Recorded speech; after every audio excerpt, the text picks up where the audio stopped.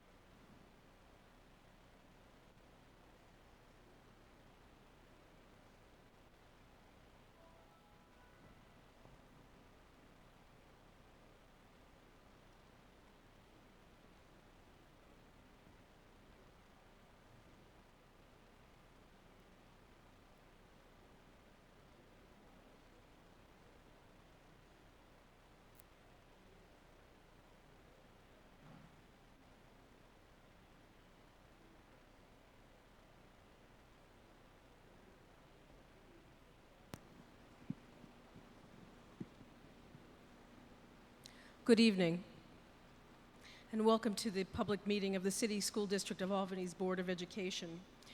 Just a reminder, if you would like to speak in public comment this evening, now is the time to ensure that you've signed up on the pink sheet on the table in the entrance. This table also holds copies of the materials we will be discussing tonight, which you're welcome to take.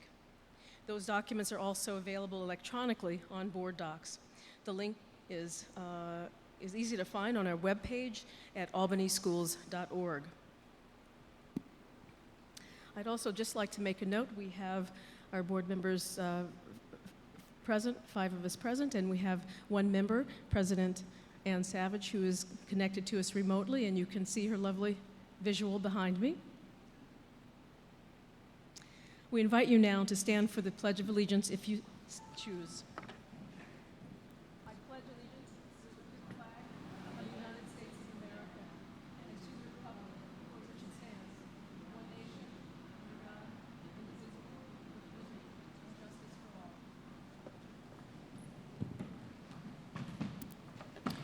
Thank you.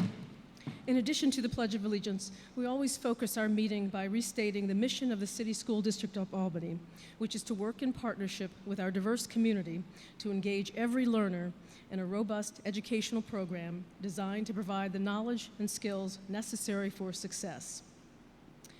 And at this time, on our agenda, Superintendent Adams, do you have a report for us?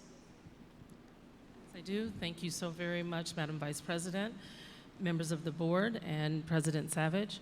Earlier this week, we mailed a letter to families of the 47 students who participated in the Myers Middle School field trip to Washington, D.C. in the spring. We wanted to inform our families of the problems that we encountered with the final payments for the trip and the steps we're taking in response. In the process of closing our 2018-2019 fiscal year, our business office discovered that the final payments collected had not been deposited. We immediately began a search for the missing funds, which have not been found. We notified Albany Police Department, and they are investigating this matter.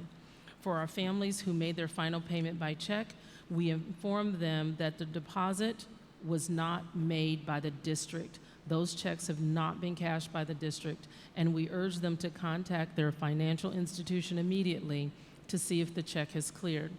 To date, we have not heard of any checks that have cleared. However, we are urging any of our families who do learn that the check has cleared to contact the Albany Police Department immediately, as well as our business office. For families whose check has not cleared, we recommend that they stop payment on those checks and send us a new check in the same amount. We will also reimburse our families for any fees associated with stopping payment. We take this matter very seriously. In addition to reporting it to the police, our Deputy Superintendent for Business and Finance, Kimberly Roaring, has reviewed the process for the movement of and processing of funds. We have already begun implementing additional procedures that will fully be in place at the start of the school year. A reminder for all of our families that tomorrow is the deadline to submit transportation applications to have busing ready for the start of the school year, which is September 6th. You need to fill out an application if you've moved since the end of last school year, if you are new to the district this year, or if you have a child leaving the district for a private parochial or charter school within the city of Albany. You can download the forms you will need in our transportation section at albanyschools.org. You may also stop by the Transportation Department in the Harriet Gibbons Student Services Center at 75 Waterville Avenue, or call with any questions that you may have at 518-475-6170. You do not need to fill out an application if you still live at the same address as last year and your child is attending the same school.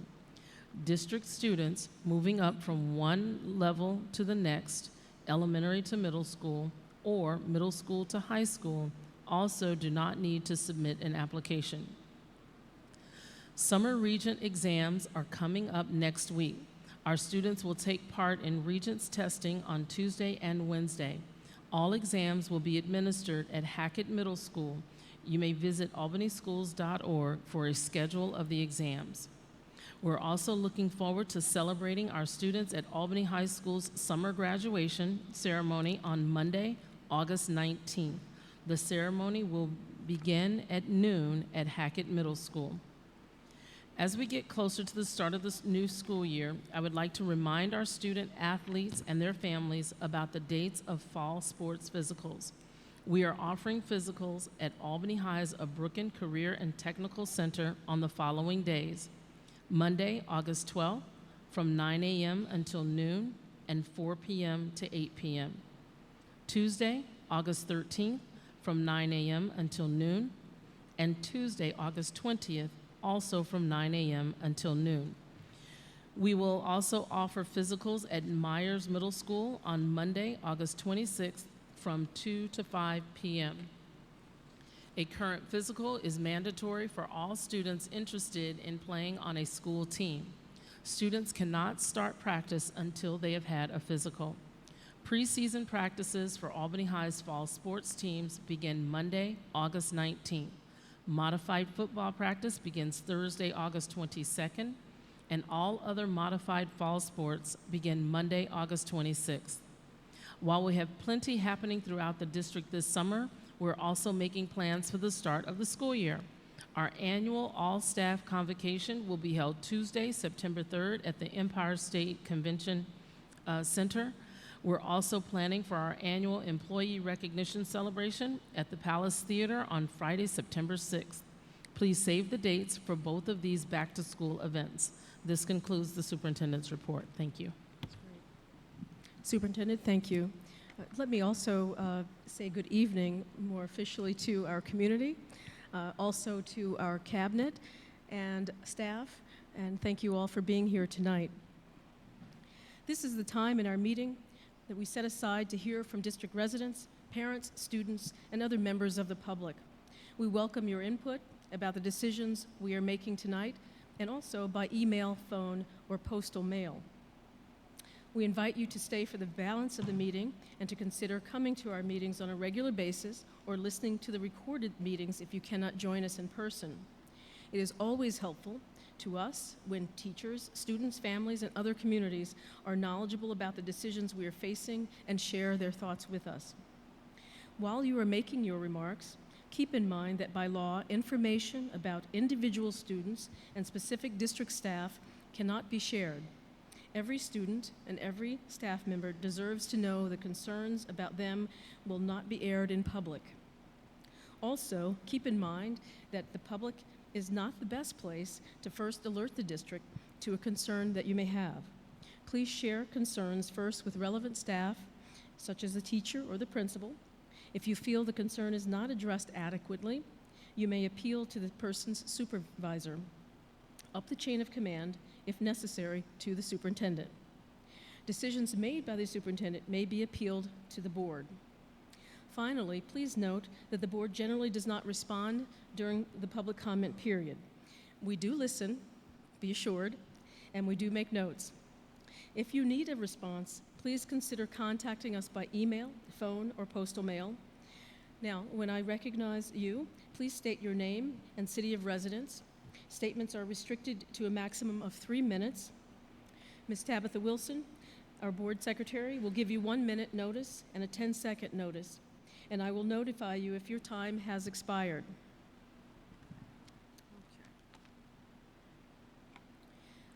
Okay.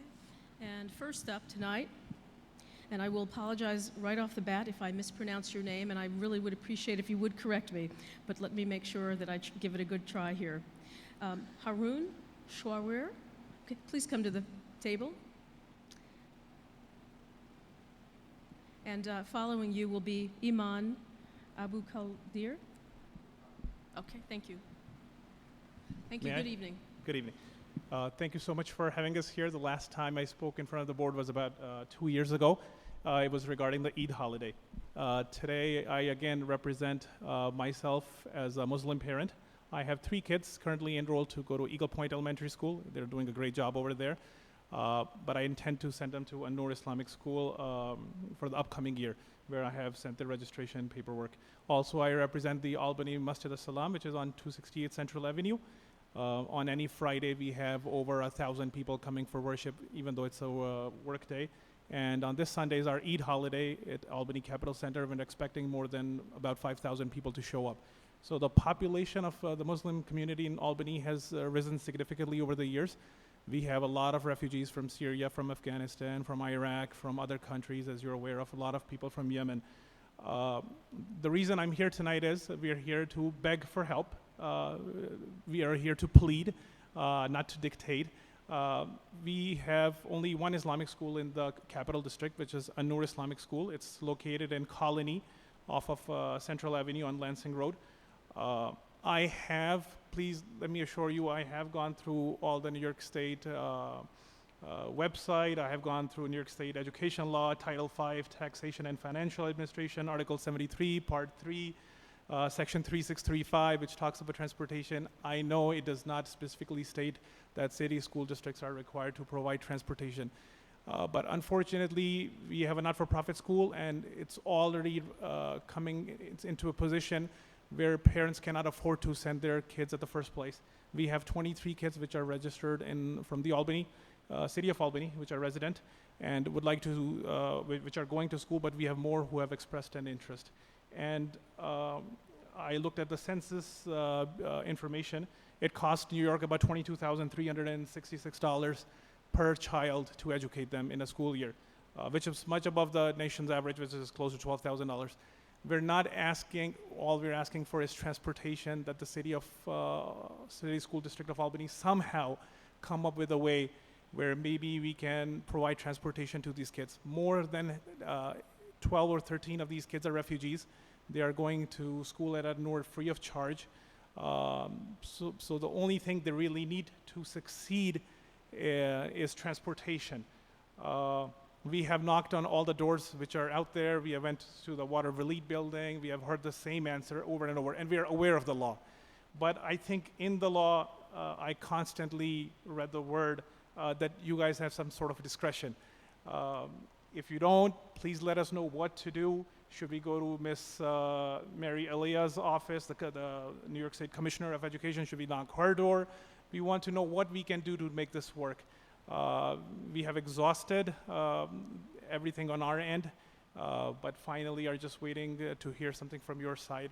Again, the population is significantly rising, and it's critical. Some of the parents have expressed that if they don't get transportation this year, they will not be sending their kids to school at all.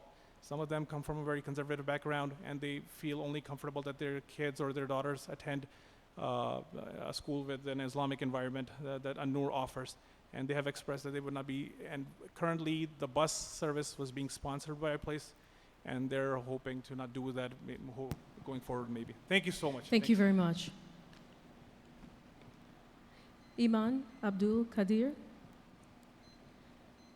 And following him will be Mohammed Osman.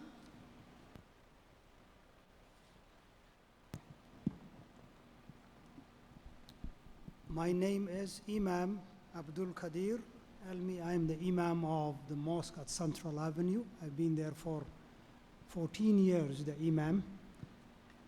And we have... Could I have you speak directly into the mic for us, please? yeah. Thank you. We thank you, first of all, for educating our kids. And the bottom line of education is to give children the weapons, the tools to succeed in their life. The bottom line of education is to give them the opportunity and the tools that will make them succeed. And definitely Albany school districts do that. We have many students who graduated from the Albany school district, and they are successful. Some of them in my lifetime as being the Imam are in Ivy League schools. Some of them graduated, they are outstanding medical doctors, engineers, and law enforcement people who protect our security. They join the army, they join the Navy to do the duty that our country needs. So we thank you for raising our kids to become successful. However, in our community in particular, we have a lot of refugees that do not have grabbed the language of the country. And these students, they have one school that they can go, one where they may be able to find a teacher that may speak their language, or students that may speak their own language. And in the transition period, these students will be grateful to go to that An-Nur school. However, as my colleague before me described it, there is no way they can go there because there is no school bus that can take them there. So, in short, we are appealing to you that you, if possible, provide them a means of transportation that these refugees students who want to integrate into the society can have the opportunity that they can go to this school, and maybe in 2 years they can come back to Albany High or somewhere else because they have already learned and they can integrate into the system. We always appreciate you raising our kids. We have many teachers that we call them our role models. If you want, I can name, and Vicky is my witness that we appreciate your teachers, your employees, and every one of you, the job that you are doing. Thank you very much, and we hope to hear from you soon. Thank you.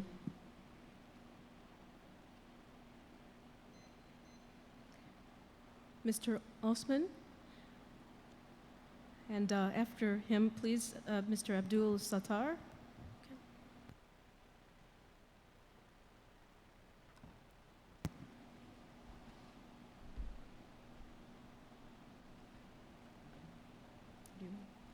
Hello, everybody. Hello. How's everybody doing? My name is Mohammed Osman. I'm the president of the board of An-Nur Islamic School. Actually, as a principal, he's supposed to be here tonight, but he got some other engagement, so he wrote a letter for your board. and I'm here to answer any question or whatever. But the bottom line, you know, our school is in South Colony District, and we got around 220 students, around 22, 24 teacher and staff, and we most of our student is from like Colony, Clifton Park, Latham, Troy, all the area here, you know, around the capital district, Saratoga, and they all, I mean, most of those districts, they supply buses for the student. The only place is Albany. I know, you know, there is rules or whatever. I mean, I talked before to even the mayor, you know, Sheehan, but we are appealing for you and to give us, you know, the transportation for those kids. And mostly, you know, we give a scholarship for the refugees especially.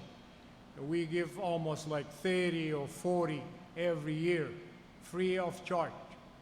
And, you know, but all what we want, if you can supply those buses, and maybe just one bus probably should do it, because they all live around the same areas in Albany. And I got the principal letter. I don't know if you want me to read it or just give it to you. I can give it to you. Would you pass that to our Yes. board clerk? Very Yes. good. Thank you. Thank you so much. Okay. Mr. Shatar. And next up, Dr. Wafia Shawer. Okay, thank you. Good evening, ladies and gentlemen. My name is Abdul Sattar. I'm the community organizer in Albany Capital District, Albany, New York, especially Masjid Ya Salam. My hat goes up to you guys. You guys doing a wonderful job for educating the children. That's the most beautiful things that you guys can ever do, raising our children. I'm a father of a triplets. I live in Niskayuna, New York. And my kids are coming to Anur Islamic School also, free of charge. They have school buses over there.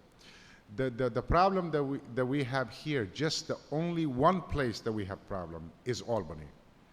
I would like to bring this to all of your attention, please. Everybody that the parents that lives in Albany, when I go to Masjid Ya Salam, they all asking me, say, Brother Abdul Sattar, when do we have a bus for the children? Right now they have 23 children. I'm pretty sure if they have a bus, they're gonna have 23 more children. So most of the children that we have in the Albany area they don't speak English. They get make fun of in school. If they go to school, they make fun of their English. They make fun of the way they talk, whatever. This is the only reason. This is not the only reason we want them to send them to that school, for that specific reason, honestly. So make sure they learn English. Once they learn English, they can come back to Albany High, wherever they want to go. Most of the children that is in Albany, they're all refugees. We're asking you for your help, please. We need your help. We need one bus. At least one bus has to be provided. And if I have to go beyond that point, I understand. My brother explained the law, everything. I know the law. Imam Ilmi, everybody explained everything. I know that. But if I have to go beyond this point to somebody else, to knock somebody else's door, I will do the best as I possibly can. But I don't want to do this because I want to come to you guys.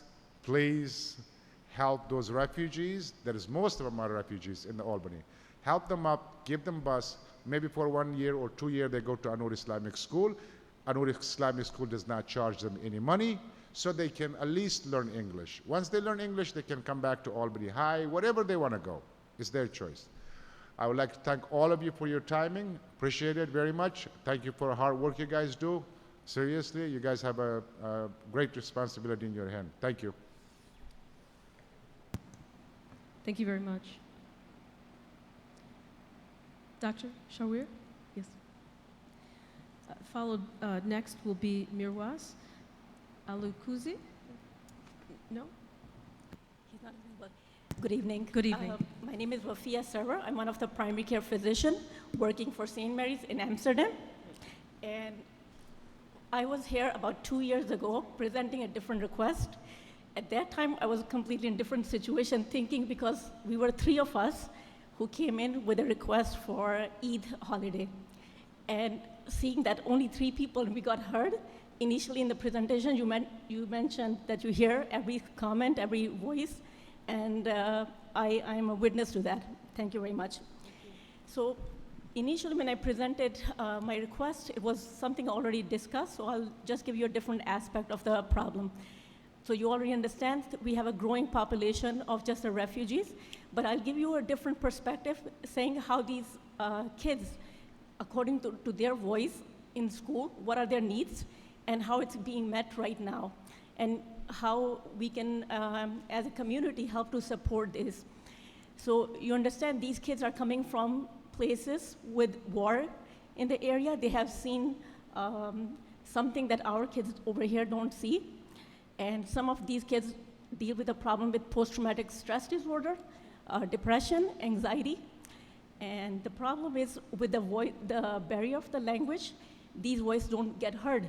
And not knowing about the services in the area, they don't always get served for their need. So how can I voice it a little bit differently compared to others who spoke before me is my own daughter is at An-Nur, and I thank you enough that I was in Rotterdam when I came to this area. I moved from Pittsburgh to New York for my job, and basically the reason was the school, because of its warm environment. Coming from Rotterdam to our school, there were only 2 kids in the big bus. And to this day, I cannot thank enough, how could a big bus and it was not a small car, it was a regular bus, taking 2 kids and providing the services. This is just amazing. My daughter works with 5 other Syrian girls in her class, she just finished 7th grade, and seeing those girls growing within the last 2 years who could not speak a single word in English. And just this graduation, I witnessed these girls receiving awards on graduation day for finishing 50 to 100 books in English on, for example, one storybook day. This is amazing. So what I'm trying to say is, because of their need, rather than having utilizing our resources differently in mental health environment, providing psychologists, psychiatrists, they are already receiving these services in the school, in their own language, serving their need. Like Brother said earlier, they don't need these needs forever, but once they can this is like a stepstone for them. Once they can fit in, they will be very easily be able to fit in our culture and also understand the values, where they can be confident about what they're, in their growth toward their future, but not in a way that they're growing in the need for psychiatric or mental health needs. Thank you very much. Thank you. Mr. Alukuzi, are you? No? Okay, thank you very much. I'd like to call now Ms. Rose Guerrero, and Ms. Regina Du will follow you.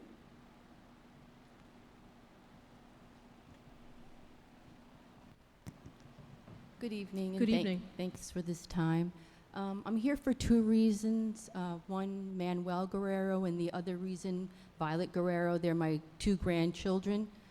They've attended Albany School District since kindergarten, so now they're in the 8th grade. So I've been attending all of their IEP meetings, parent meetings. Although they do have parents, I have stepped in to be more supportive. And I'm only coming here tonight because I'm more than desperate. I've reached out to teachers, principals. I've talked to the CSE chairperson of special ed. I've reached out to the superintendent's office, usually just talking to Brittany, not the superintendent. And my grievance is that I really feel that these children are getting not the proper support and resources, and they just need more help. I don't know if it's a staffing problem. The teachers have not been bad teachers. They're actually very good teachers. It's just that they need more support. There's been instances when they didn't have speech teachers, and so then the grandchildren didn't get speech. So I know from their IEP, that's something that is a need or a resource that needs to be met. So when they didn't get those accommodations, I would usually say something, but they still didn't get the speech. The last school term, Violet and Manny shared the same classroom. I brought that up to the principal, to the teacher on numerous occasions. I didn't understand why they would put two children at different ages in the same classroom. On a positive note, I was able to have an extra pair of eyes because then my grandson would tell me how often his sister wouldn't go to gym because she was sleeping. And that was a repeated occurrence. I just really want to hone it in and let the district know and plead, really plead the case for my grandchildren and all the other special ed children that they need better accommodations under the IDEA Act. They really need these needs to be met. It's just very crucial. And the expectations have to be there. The expectations not just from the parents, but from the school. And I just thank you for the time, and I really, really hope something gets done. Thank you. Thank you. Ms. Dew? Also followed next will be Ms. Bambrick, Rhonda Bambrick.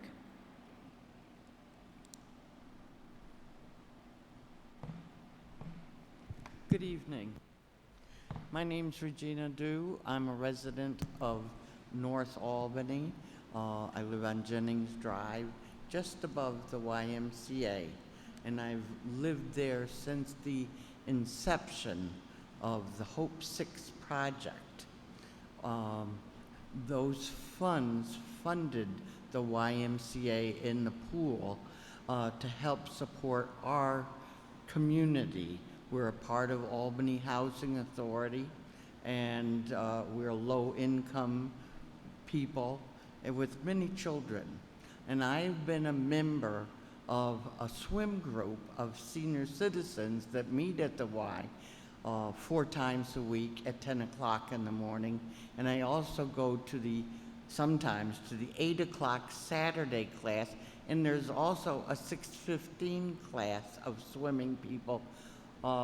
And we have the Silver Sneakers participation in these classes. I've been trying to reach your office, Ms. Williams, and I know you've been very busy, and I'm glad for this opportunity to speak and beg for usage of the pool for our community and our seniors. I talked to Mr. Orville Abrahams, an executive with the Y, and he said he would provide lifeguards and staff support for these things to occur. So that's why I'm coming before you tonight to urge. It's going to close at the end of this month, and we're all up in the air.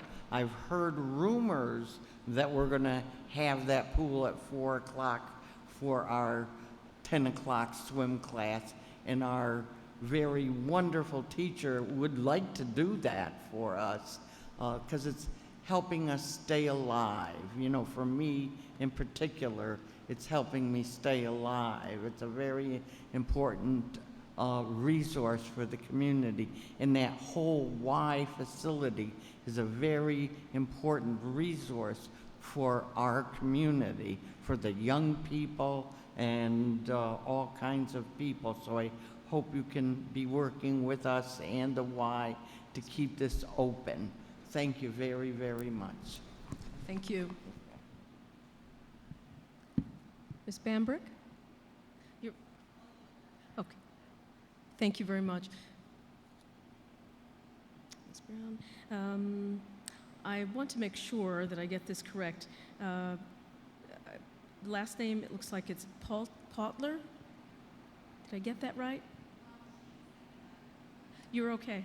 Okay, thank you. And I'd like to also ask to come up Hassan El-Minyahi. Did I pronounce that correctly? Please help me. Say that correctly for me. Hassan El-Minyawi. Yahweh. Okay, thank you. sir? I apologize. This is about the board Right. position, so is this going to be later? So I'm sorry, we should have contacted you. I believe, did we give you the option for tonight or the 22nd?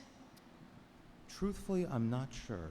Okay, I think we have you down for August 22nd.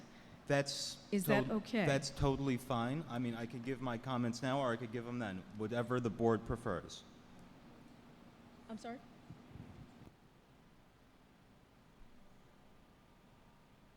If you wouldn't mind, August We can 22nd, postpone. and the only reason I have, Ms. Bambrick is also a prospective candidate, and so I want to make sure that we give you both time. Absolutely.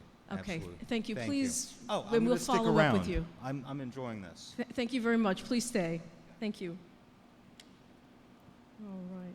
I believe this concludes our public comment period, and we want to thank you all again for being present. And please stay with us. We've got a few more items here on the agenda.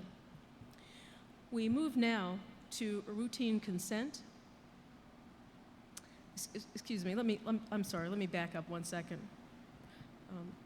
Board, Ms. Savage, our board president might have a suggestion here. We do have two members, Ms. Savage, tonight who are in the audience and we're preparing to speak. We may have time. Ms. Wilson, are we on time?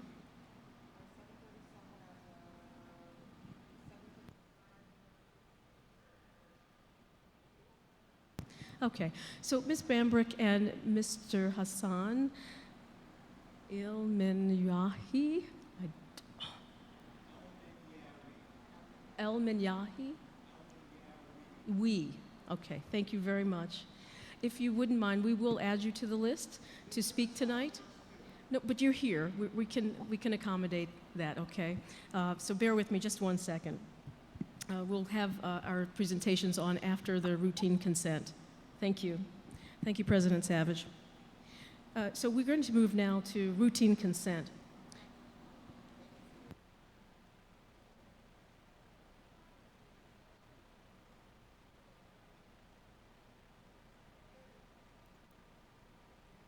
A little discombobulated here. Let's see. One moment. Okay. We will now actually move to board vacancies. Thank you, sir. I have it. All right.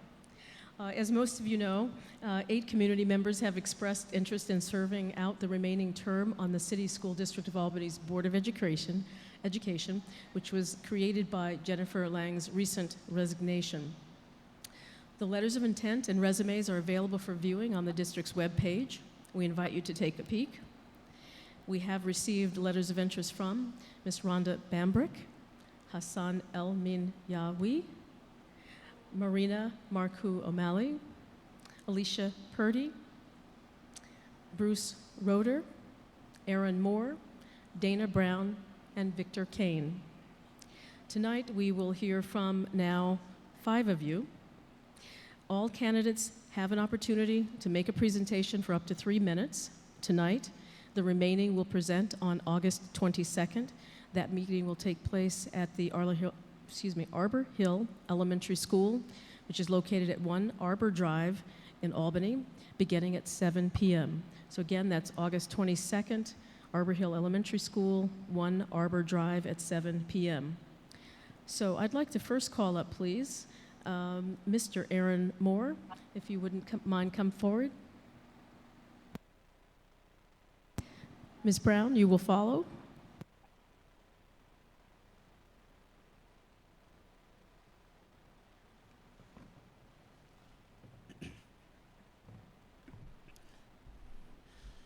Hello.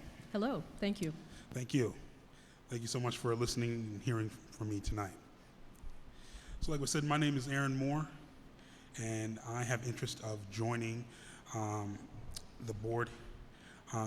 Reasons being, I've lived in Albany my entire life. I've been a youth here in Albany.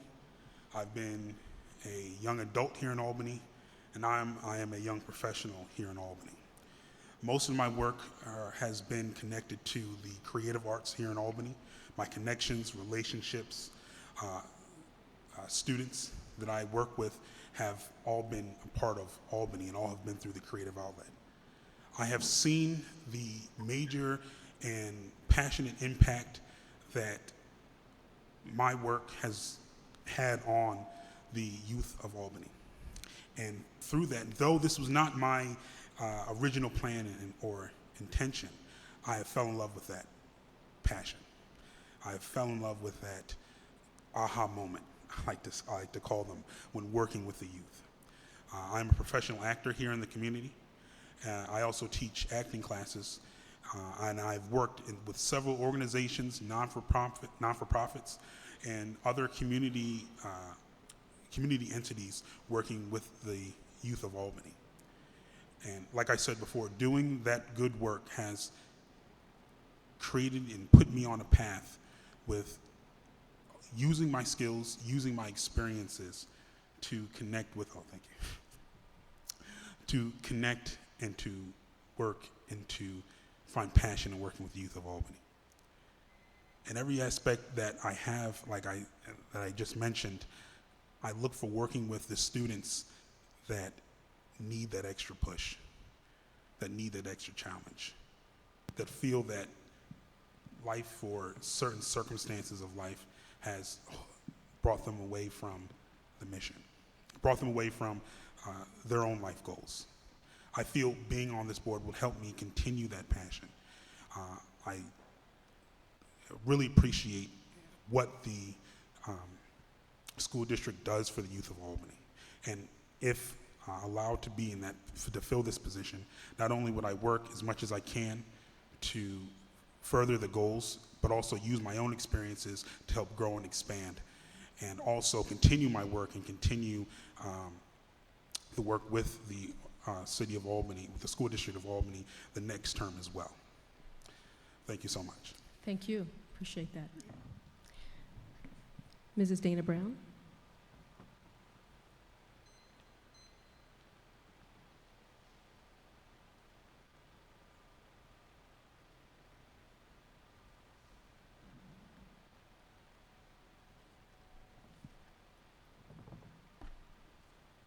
Good evening. Good evening. So good evening, distinguished board members and Superintendent Adams and the community. All roads point here is a statement that comes to my mind for me tonight. And I say this because for my entire adult life, I've worked in education, its causes, its students, and toward bridging its gaps. As a young girl, I learned what it felt like to be discouraged in the classroom, and that to overflow to many other parts of my life. I decided then that I would dedicate myself toward making sure that children in my life have a voice and to let them know that they're important. As an adult, I've decided to work beyond the classroom. For the past 10 years, my husband and I have been running a nonprofit organization called Make a Play, whose mission is to support students and their families by helping them navigate the educational system through high school graduation. According to the Center for Human Services Research at UAlbany, summer youth employment program participants were 66% more likely to graduate from high school than non-participants. We have participated in that program since 2013 and served hundreds of students, impacting this very research. Parents, mentors, and communities that are involved in a child's education are more successful in school. Therefore, we stay connected to the community, inviting leaders, entrepreneurs, businesses, business owners, teachers to do enrichment with our students. So while my husband and I are not originally from this area, we have made a distinct decision to reside here, to commit to helping it continue to evolve and raise our children here. Now that we have 2 children, it is more important to me than ever to ensure that the district continues in that direction to make us all proud. That pride should come from its facilities and access to them, to embracing diversity, to pathways that keep families engaged, and ultimately for students to progress and earn a credential. We want a better working relationship with our city municipalities and an effort to better serve our youth. And we want our talented staff and faculty to feel that sense of pride and desire to do the good work. Here are some facets that are extremely important to me and will greatly impact my work on the board. All students and their families are entitled to opportunities to succeed regardless of demographic, disability, geography, or economic factor. Students perform better academically in schools and districts that have a comprehensive approach to addressing social and emotional development of students, as well as those that implement effective strategies for family and community engagement. These are a few tenets from the New York State Diagnostic Tool for School and District Effectiveness, also known as DITSE. So, in conclusion, my choice to apply and be a part of this board is not for myself. It's not a decision based on just pride or desire or personal pursuit. It is my contribution to the community. And for me, my commitment to the board means to fully devote myself to the future of my community. And when you get me, you get my family out here and my support network, and I'm all in for Albany. Thank you. Is Mr. Victor Kane here in the audience? Okay. All righty. If we could then, we'll go to Mr. Hassan El-Minyawi. Okay.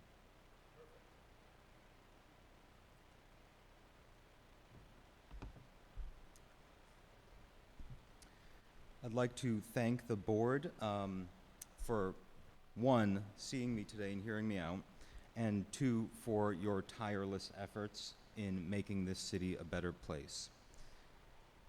My name is Hassan El-Minyawi. I'm the father of two beautiful boys, one who is learning at Ash, the other who is learning to crawl. I'm a husband of 11 years, and I've been a city resident for the last 15 years. I'm also the son of immigrants. I also own a community bookshop on Hamilton Street in Albany, New York, where I've sold over 30,000 books to places as far as Japan and places as close to here, where a few of the commenters tonight have purchased books from me, which is really interesting. I'm a graduate of the UAlbany School of Geography and Urban Planning. I'm also a senior analyst at the Thruway Authority. That said, I'm also hopefully the next interim board member for the Board of Education. I have a lot of passion for education, primarily early childhood education. I am a board member of the Albany Community Action Partnership, where I was actually the policy council leader for Head Start. I'm also a graduate of Head Start, 1991. So there are a lot of things that I think I could bring to the board. I'm, one, an analyst at the Thruway, so I have a lot of number crunching skills. I also have a lot of transportation skills. And it brings me to the point, earlier commenters were talking about transportation. I mean, a lot of the administration of schools is in transportation, which I'm an expert of. I also have strong urges of bettering the pedestrian realm in the city, specifically with focus on safer routes to school. I do feel that there are a lot of kids that walk to school, and in many cases, not enough good infrastructure for the students to get there. I also think that we need to learn from our students and see what our students are telling us, what they are saying to us. And it's not always in verbal commands, but it's also, things that happen in the community. So, by all means, look at my letter of intent and resume. Thank you for seeing me this evening. And if you have any questions, let me know. Thank you very much. Mrs. Bambrick?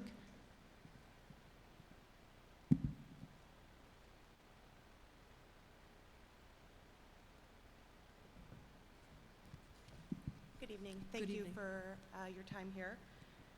I am Rhonda Bambrick, and a resident of the city of Albany, and I'm here to reiterate my intent to fill the position and serve my community on the Albany City School Board. For the past number of years, I've been laser focused on the success of my career, working with corporations, big and small, nonprofit, big and small, building coalitions, fighting for higher education rights for students across New York State, in addition to serving the needs of CEOs and heads of communication. Most recently, I find myself as a mother of two, which brings me here today. Well, I think that I have a unique skill set that would help me to navigate the complexities of this organization, which is ultimately tasked with one of the most important jobs that I can imagine.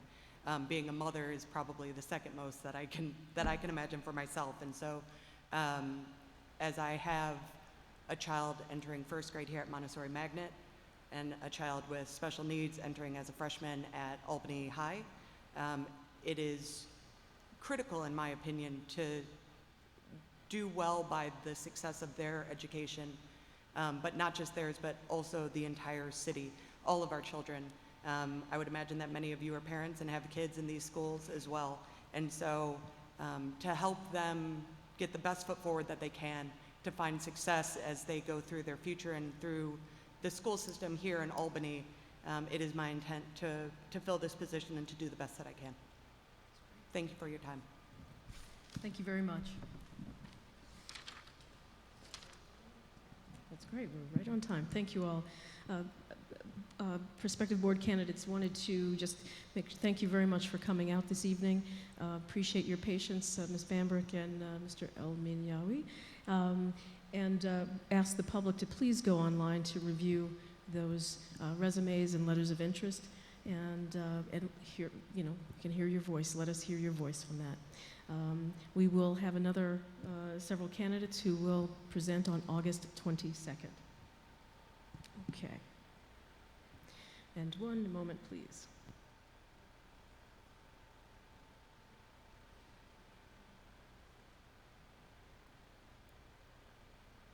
Yeah, I was looking for it.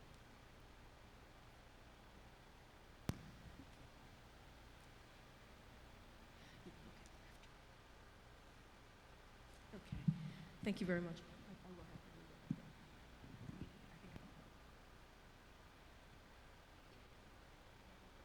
My apologies all. We are going to go into routine consent.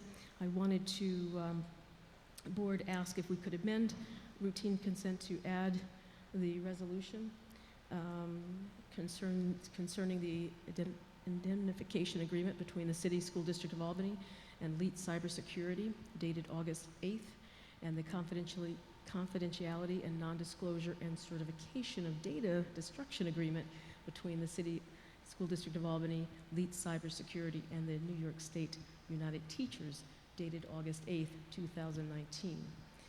Could I get a motion to add this to routine consent? Ms. Wilson, seconded by Dr. Chatur. Thank you. All in favor? Okay. I'm sorry, my apologies. I think add a discussion should have come. All good? Ms. Savage? Okay. Thank you. Boy, do I miss Madam President right now. Okay, all right.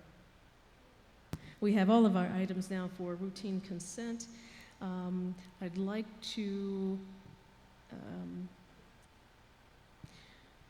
so during this part of the meeting, we approve routine matters for the district. These usually include items like contracts, field trips, personnel matters, and the like. We review each of these carefully and then vote on them as a group with no discussion. That allows us to use our meeting time more efficiently. Each board member, however, has the option to set aside any routine consent item in order to require discussion and a separate vote on that item. And I will now entertain a motion to adopt the routine consent. May I have Ms. Wilson? May I have a second? Ms. Krejci? Are there any set-asides?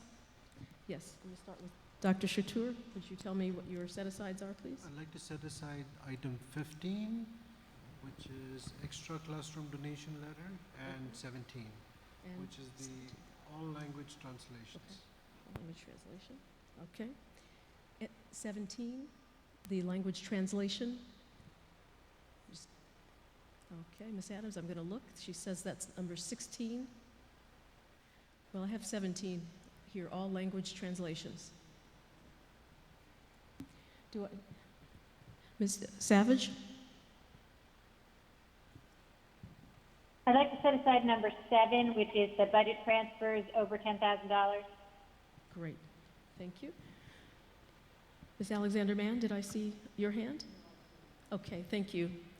Ms. Wilson? Okay. Ms. Kretschy? Okay. All in favor of adopting the routine consent agenda, less the following set-asides: number 7, number 15, and number 17. Motion, Dr. Chatur, seconded, Ms. Alexander Mann. All in favor? All in favor, that carries. Okay. Let's go first in order, if you don't mind. Number 7, the transfers over $10,000. Ms. Savage? I'm going to give you some guidance and suggest you take a motion and a second before taking discussion. Oh, yeah, I'm supposed to do discussion first. Yes, is there any discussion? Ms. No, Savage? first you have to take a motion, then a second, then we ask for discussion. I can't hear that. Oh, okay. I got you. Yes. May I make a motion to set aside number 7? Dr. Chatur, Ms. Alexander Mann, all in favor? Carries. Now you said it's there. Wait, you forgot about discussion. Now the discussion. And discussion. We just set it aside. Is that okay? No, we had already set it aside in the routine consent. Now we needed a motion to adopt it. Okay. We adopted everything. Let's go back. Let's go back and do it correctly. Thank you. I do miss her right now. I'd like to get a motion to adopt the set-asides. May I list them together? Number 7. No, you have to do No, one at a time. Thank you. one at a time. Number 7, transfers over $10,000. Motion, Ms. Kretschy, seconded by Ms. Wilson. All in favor? No. Oh, Is there any I'm sorry. discussion? Discussion. Discussion? Any discussion? Now. Thank you. Now the discussion. So this is my set aside, and I would like to request that we get some more detail on 4 of these items. These are the first 2 on the first page and the first 2 on the second page, all having to do with physical repairs to the buildings, and it's a fairly significant amount of money, close to $300,000, maybe more than $300,000. And I'd just like to get a little more detail about what projects these were and why they were not budgeted. I will still vote in favor of this because I'm fully confident that it was necessary. I would just like to have more detail. Ms. Savage, I'm told we can supply that. Ms. Adams? Yes, Details? we will supply that. Okay. We will provide that in the SBU for next week. Okay. Thank you so much. Okay. So, Madam President, may I ask then, you indicated that you'd be willing to vote in favor of this. May I make a motion? Yes. So the motion and the second have already been made. Now you just need to ask for a show of hands, all in favor. Okay. So all in favor of passing this motion? This motion? Okay. Ms. Savage? Okay. Carries? Motion carries? Okay. And okay. All in favor? Any opposed? None. Okay. She's in favor. Ms. Savage is in favor. Okay, Yep. thank you. Hand is up, sorry. Okay, apologies, board. Okay, here we go. All right. Next here from the routine consent is item 15, which is the extra classroom donation letter. All in favor of adopting this? What did I do? Hey, Vicki, why don't I take this part over and then Can we'll you do that? we'll Okay. Yeah, I'll do that. So I need a motion to adopt item 15. Are we on 15? the extra Yes. classroom donation letter. Do I have a motion? Yes. So who's name the person who gave the motion, Vicky? and a second? Ms. Kretschy? Any discussion? Yes. Dr. Chatur? So this is more a comment set aside to, I wanted to acknowledge Albany Med for the donation to the Girls Beyond program, which is a program for STEM-based learning projects. And then, you know, if you read the letter, you'll see that these girls are going to have a unique opportunity to travel to the Bahamas and work with health science professionals over there and learn about careers and health disparities in women's health. So this is a unique opportunity, and I'm glad that you know, one of our community partners, Albany Med, has helped us with this STEM program. So. Is there any further discussion? Seeing none. All in favor? Ms. Savage? I'm That's assuming unanimous? that's unanimous? That's unanimous? Okay. So I need a motion to adopt the next item that was set aside, which was the Number all 17? language translation? Yes, number 17. And can we have a motion? Ms. Wilson? Who's making the motion? I Miss- can't see that well. Ms. Wilson, seconded by Ms. Kretschy? Is there any discussion? Yes. Dr. Chatur? The reason I brought it up was, first I want to make sure that this contract is only supposed to be for 1 month. And the second thing was, we've had a $800,000 contract with the same company for the last year.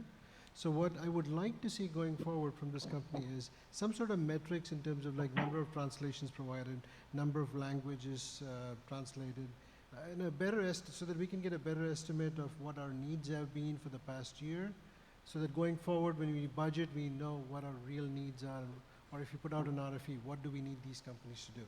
And more so, recently we also approved in routine consent a $240,000 translation award to another company, Language Line Solutions, for the period from April to the next year.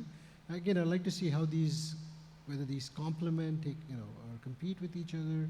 How does it fit into the big picture of translational services that the district needs for its annual protocol?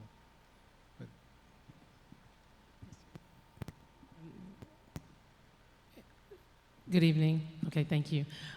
Madam President, members of the board, Dr. Chatur, let me make sure that I understand the request.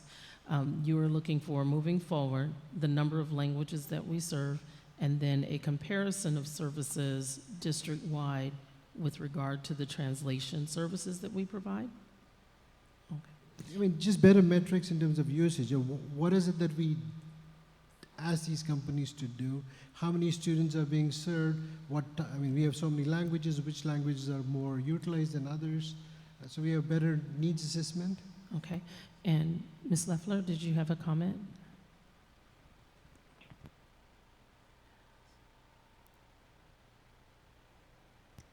Up is on. Hello. So all of that information will be easily accessed. Tom Gilio, the Director of E&L and Refugee Services, will be able to provide that. Just a point of clarification, differences between the Language Line Learning contract and All Languages contract. The Language Line Learning Solutions was the new one that we went with last year as a pilot for a few of our schools to identify whether or not the video and phone translation interpretation services versus in person would be effective and would be amenable to both parents, students, and staff. And so the preliminary information on that from Mr. Gilio is that it is effective. He does have to do a little bit more reach out, I think, and survey of the parents around that. But the response time is great. It's a 24/7. It's very quick. They've been effective. So he'd like to expand it, and that's why you had the addendum at the last board meeting. The all language translation services is for 1 month because there is a need for in-person, particularly for special ed, CSC meetings and the like, and our assessments for when students need the interpretation translation services that are allowed for all of our assessments, and those are in particular are going to be for the regents coming up. And then there's also a need for written translation, particularly for all the documents for back to school, that we do not have that service on the current language line contract. So we'd like to continue with all languages under the current RFP that we have that's still valid, if you will. However, it is time to do another RFP for in-person translation services. So, and the other factor is that the owner of All Language Translations wanted to increase his rate. So those two factors require us to go out for another RFP. Okay? Thank you so much for that information.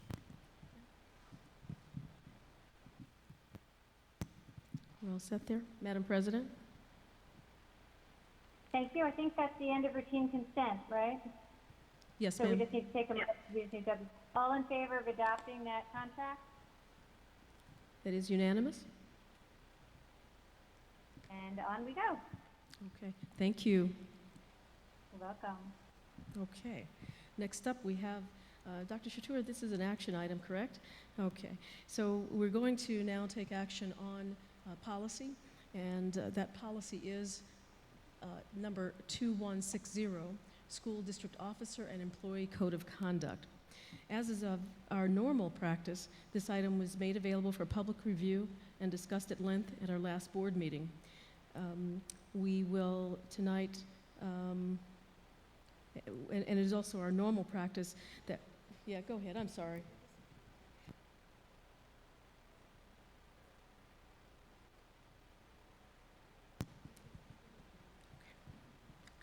Sure, okay.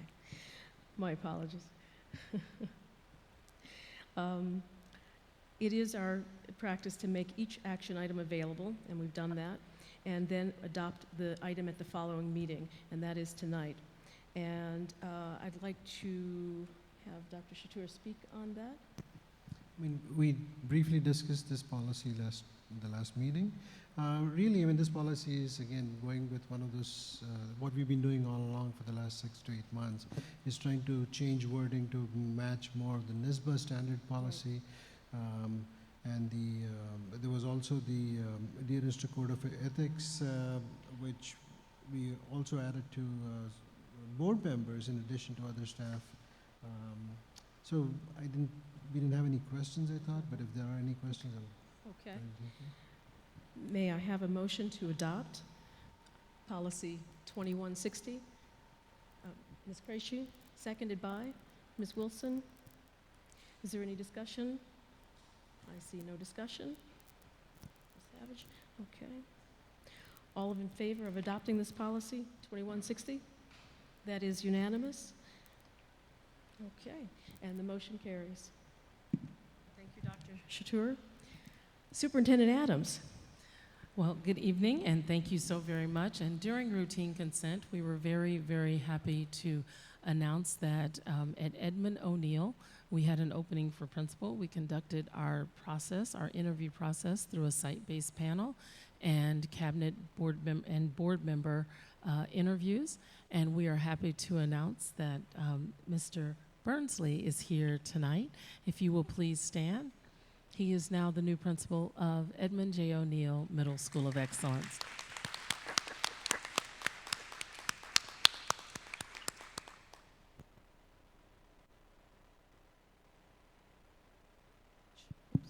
Thank you, and congratulations to you. Okay.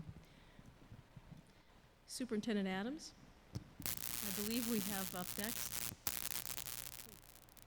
discussion of our elementary and secondary SEPs. Oops, oh my goodness, I'm always running ahead. Is that me? Okay, my apologies. Oh, okay. I was trying to blame it on the superintendent. Okay. And here I am out of order again here. All right. I'm sorry. We have up next discussion, proposal of board meeting time change.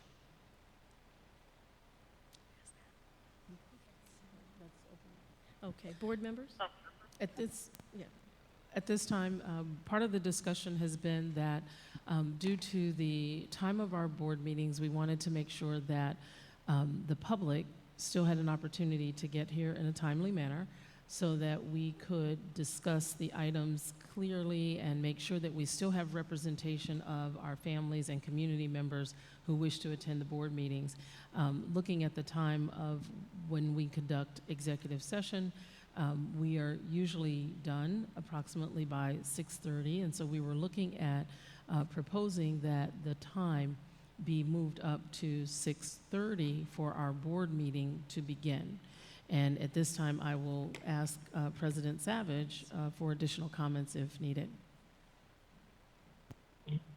I think that's the basic gist of the comment, is that we are always trying with the time of our board meetings to balance the ability for members of the public to come to public comment as they desire, and also the need for all of us to be mindful of our own time and the ability for us to function effectively. We have done a tremendously much better job over the last year and a half of having board meetings that end between 9:30 and 10 on a routine matter, with a little later during budget season, and yet still that's rather late in the evening for most of us who've worked a full day prior to the meeting. So we are thinking about having board meetings start at 6:30, that would be a nice compromise position, which is still after work for most people to be able to get to speak in public comment and to join us for our meetings. We also, since the board meeting time of 7 was established some years ago, before I will even remember, we have now provided the audio tapes of the meetings online, so many people are able to listen to the full content of the board meeting without having to appear in person. So that 6:30 time seems more appealing to us. We wanted to have a full discussion of that tonight so that it would be heard by people who might want to comment on that before we act on it at the next board meeting. And that's my comments on it. Great, thank you. Board members, if you have a question or comment, please let me know. And as our usual practice, I'd like to start with one question so that all members can be heard. Then we'll go around again, should there be additional ones. Let me start to my left here, Ms. Krejci. I'm generally in favor of this change. I think one thing that wasn't mentioned is it will be beneficial to our staff, because many of our staff starts work at 7:30 or 8 in the morning, so to have them stay till 10 at night is really, they're going above and beyond. My one concern is that this may lead to us starting our regular public meetings late more often, and that's a trade-off that we might occasionally be starting at 6:35 or 6:40, like we kind of used to when we used to have exec sessions that went way over 90 minutes. And I don't want to be disrespectful to our public by consistently starting meetings late either. So I don't know if there's a balance. We'll have to be really more disciplined about knowing when to start exec session early and knowing when to wrap it up. But if we can do that, I'm in favor of it. Ms. Wilson? I'm plugged in. Can I just comment? Can I just say something and comment to Ms. Krejci's comment? Is that okay? Yes, Madam I President. just wanted to comment that as part of our discussion of this in the officers' agenda setting meeting, the intention was to do what I have been very cognizant of over the last year or so, which is to end executive session in time to start the public meeting on time.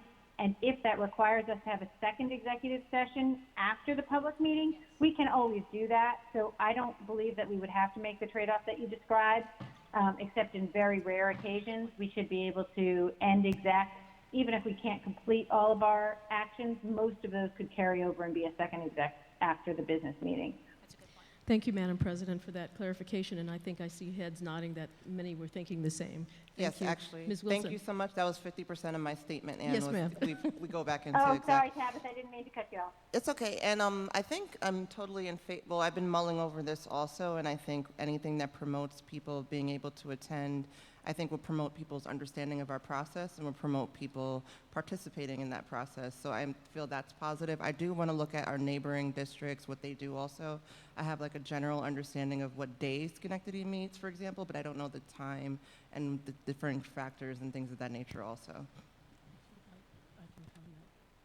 Oh, let me have Ms. Adams, jump in. Just to comment briefly on what some of the other districts do, just kind of in general, other districts may start they're typically, from some of the colleagues that I've spoken with, most board meetings don't start earlier than 6 o'clock because they're respectful of people who work. They may want to get home before they come to the board meeting. So I've not found that any of my colleagues actually start their meetings. There may be a few smaller districts that start earlier, but most of them are the 6 to 7 o'clock range. So that's pretty common. Executive sessions are handled a little differently in that some executive sessions are done after the board meeting completely, and some do them before the board meeting. And if the items don't exist, if they have no items, then there may not be an executive session.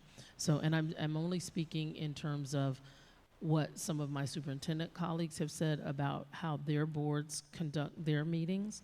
And the length of the meeting really does depend on the amount of business that you have to conduct. We are a larger district. We have quite a few items that we have to address at our board meetings. So whereas in some districts, a 30-minute or 1-hour board meeting, it is unrealistic when you are in a larger district and you have the numerous items that we have to discuss for business. You can't compare that because different districts of different sizes will have the length of different meetings. So we just have to make sure that we're mindful. I think this is a very conscientious decision to balance not only thinking about staff, but thinking about our families. If you work and you're off at 5 o'clock and you want to come to the board meeting, you do have a little bit of time to maybe get home, have some dinner, at least see your kids for a moment, and then come out to the board meeting. Thank you, Superintendent. Dr. Shatur? I also want to point out that, in the last few, most of the board meetings, when we hold them in the elementary schools, we have those kiddos come and present to us. I really enjoy that interaction we have, the brief interaction we have with those kids presenting. And having the meeting at 6:30 gives them a chance to get home, go to sleep, be fresh, wake up first next day. In favor. Thank you. Ms. Alexander-Mann? I am completely supportive of changing the time. I think any way that we can get our community engaged and coming out to board meetings is very good.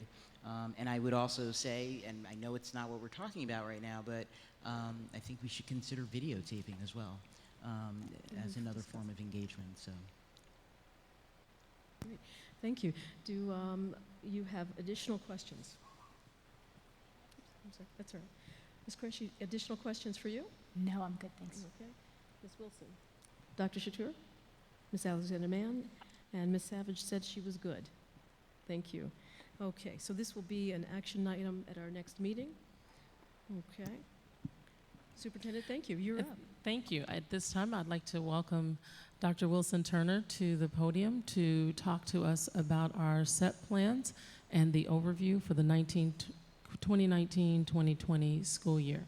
So welcome, Dr. Wilson Turner. Good evening. Good evening.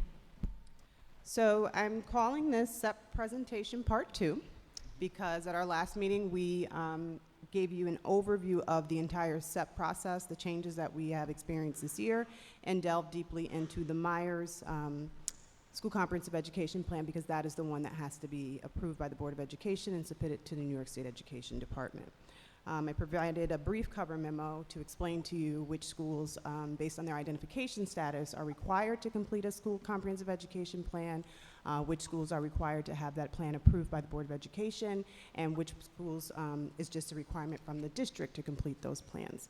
And as we've gone through our new accountability system, you know that we have schools that are identified as comprehensive support and improvement schools, and that was Myers that was presented last week, in addition to our 2 receivership schools, Giffen Memorial Elementary School and Sheridan Preparatory Academy. And under receivership, they are not required to complete a SEP, but they are required to complete a continuation plan. What we have found with those continuation plans is the It gives them broader overview of the work that the school is attempting to do, whereas the SEP gives them that step-by-step action plan to complete the task, and so we felt it was important for them to replicate their continuation plan in an actual step-by-step school comprehensive education plan. We have our targeted support and improvement schools, and that is Delaware Community School, Eagle Point Elementary School, and Thomas O'Brien Academy for Science and Technology. These 3 schools are identified for their particular subgroups that did not make progress as identified by the New York State Education Department, and they are required to submit a school comprehensive education plan that is approved by the Board of Education. However, that plan is not submitted to the State Education Department. They have now directed districts to take responsibility for the direct oversight of the implementation of those plans. Our remaining elementary schools, Hackett Middle School, Edmund O'Neill Middle School, and Albany High School are all schools in good standing, who we've also required to complete a school comprehensive education plan in addition to our programs, the Albany International Center and Tony Clement Center for Excellence. So now I will go into an overview of the elementary and middle school plans, which have similar requirements, and then the high school plans. So I'll just briefly remind you that for the elementary and middle school plans, that they have roughly 5 tabs that they're working with. There are some nuances as you look at each school based on the needs of each school. So they're all required to have these tabs in alignment with their ESA indicators. And so they have an ELA goal, a math goal, a chronic absenteeism goal, and then every school had the opportunity to choose a school-selected indicator because, again, we were successful with our English language proficiency students. And so those selections range from science in the elementary level, because we have new science resources coming on board for 4th grade as we prepare for the transition for the 4th grade standards to be assessed in 5th grade in the coming years. And so we wanted to build that into plans, as well as the science being a part of the metrics that are required for the Every Student Succeed Act. In other spaces, you'll see that that tab was used to select a focus on disproportionality or on student suspension or discipline data. However, what I found at the elementary level is a lot of time their DTSDE survey goal was tied to that school climate and culture piece, and I didn't want them to have 2 tabs on that. And that provided us with an opportunity to use the survey goal to address those discipline issues while tackling another academic issue with the school selected. So I thought I would take you back to what happens before the schools actually write a school comprehensive education plan, and what occurs is that thorough needs assessment to determine what your interventions are going to be for your school. So each of our schools received some level of review this year. Only our TSI schools received a district-led review where they actually had a full review with us visiting classrooms and reviewing data and documents. Our comprehensive support and improvement schools actually received IIT reviews, or reviews led by the State Education Department. And then in our schools of good standing, we had them all do the self-reflection so that that served as their needs assessment process to start this work.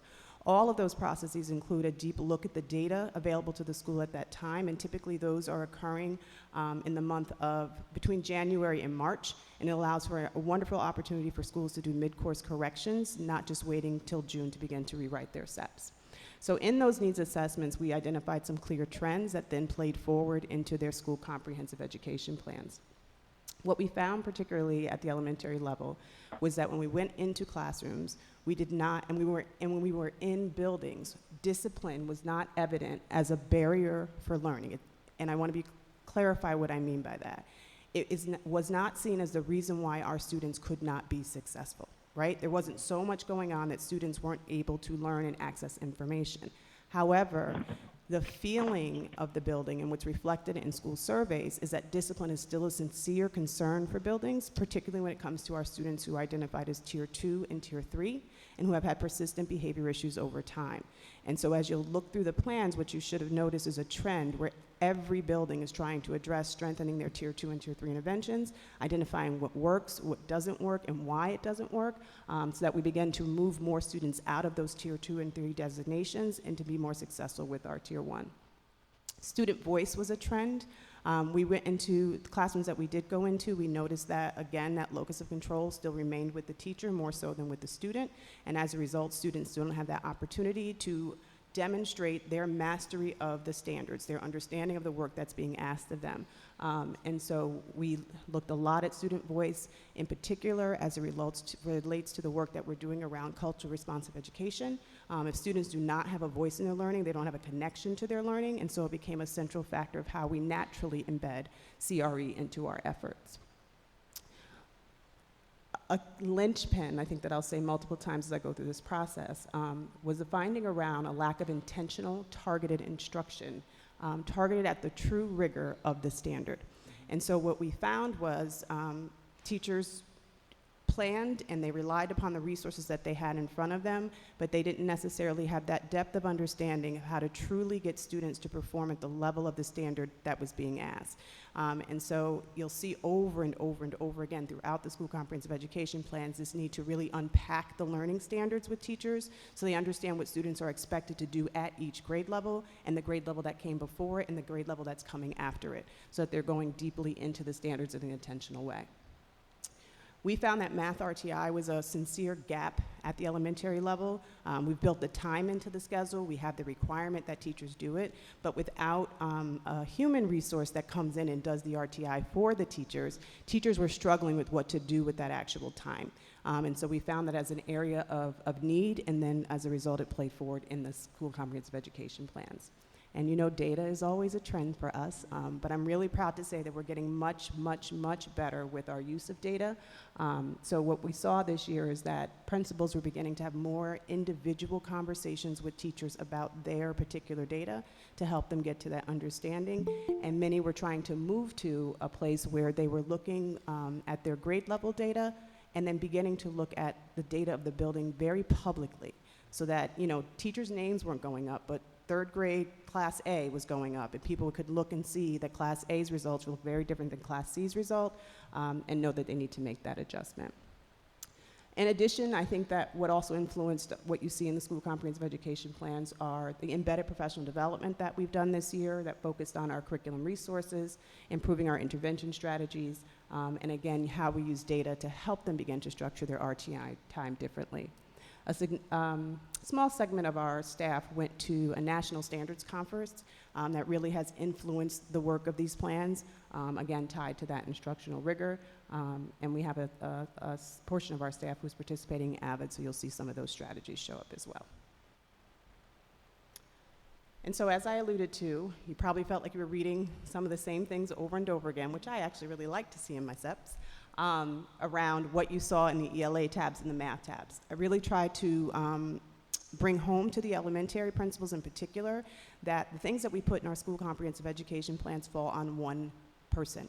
The one teacher teaches ELA, math, social studies, science, social emotional learning. And so as we pile in the things that we want to see happen in each of those tabs, we have to remember it's one person we're asking to carry that out. And so as a result, we tried to be narrowly focused, and so the work that they're doing in standards will impact both ELA and math. The work that we're doing around coaching as our evidence-based intervention will impact both ELA and math, and the work around data teaming will be divided around ELA and math based on the needs of the building. Writing emerged as a particular need. We spend a lot of time talking about teaching children to read. Writing is another way in which students' voice comes into play, and so it's an area where buildings really want to focus and strengthen. And then the response to intervention in math, really structuring that effectively. As I mentioned, the school-selected science is really focusing on the implementation of new district resources. The school-selected discipline is really refining our Tier 1 systems. You'll see a lot of schools attempting to build in regular building-wide assemblies or introducing a morning meeting component where the social-emotional learning is helping students start the day, and then they have that opportunity to practice those skills throughout the day. And then really digging deeply into the effectiveness of Tier 2 and Tier 3 interventions. Chronic absenteeism will be consistent from elementary to middle school to high school. This is a new system that each of our schools are attempting to build to dig deeper into our chronically absent students. And so it really is a focus on developing systems, roles and responsibilities, and intervention and communication protocols. And I can't read that, so I apologize. So Ms. McKenna left me some details on the secondary piece that I will share with you. So same tabs for middle school. For ELA and math, they're really concentrating on their strategies where they'll provide embedded professional development, coaching, data teaming and feedback, and then really continuing their work around individual impaired walkthroughs. Their behavior focus will be around preventative strategies, and then really getting their building leadership team, student support team, and PBIS teams to become proficient with the use of data, to drive their decision making, and to refine their protocols. They will also introduce advisory meetings and Tier 1 behavior management plans and those systems that I mentioned for chronic absenteeism.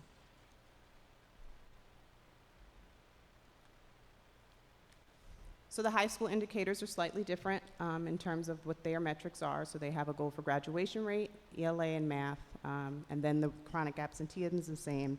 Their school selected is also discipline, and then they have the college and career civic readiness goal, as well as their survey-related goal.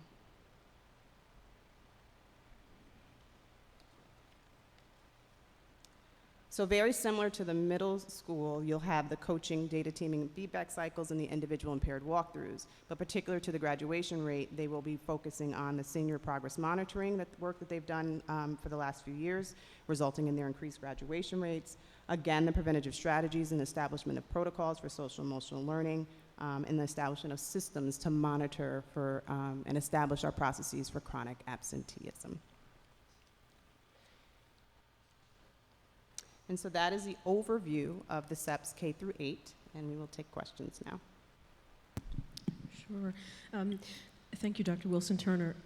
I first just want to acknowledge once again that the prior board meeting where you talked about the SEPs and used Myers as sort of an example was very, very, I think, helpful and set the foundation for what we have seen here and heard you speak about tonight. So I just wanted to thank you and staff for all the great work around that. And board, could I get your first questions? Ms. Alexander-Mann, I'm going to start with you, and then I'll come around. I'm sorry, did you wish to pass? I was scratching my wrist, but I have I'm sorry. a comment. So there seemed to be a real flow, the way these are I know it's the first time we're writing them this way, right? Mm-hmm. And that was really helpful, and there was a level of consistency, which was really helpful. And I was really struck by what you said about, I think it was Delaware Community, where it didn't appear that behavior was disrupting learning, but through feedback from staff, it felt that way. And has that been heard in other school settings? That's consistent across buildings. It's consistent, Mm-hmm. yeah. Because so my line when I go into buildings is we look at the triangle, right? Yeah. And that's the RTI triangle. If 80% of students are able to be successful with their behavior, then behavior shouldn't be a barrier to learning in the building.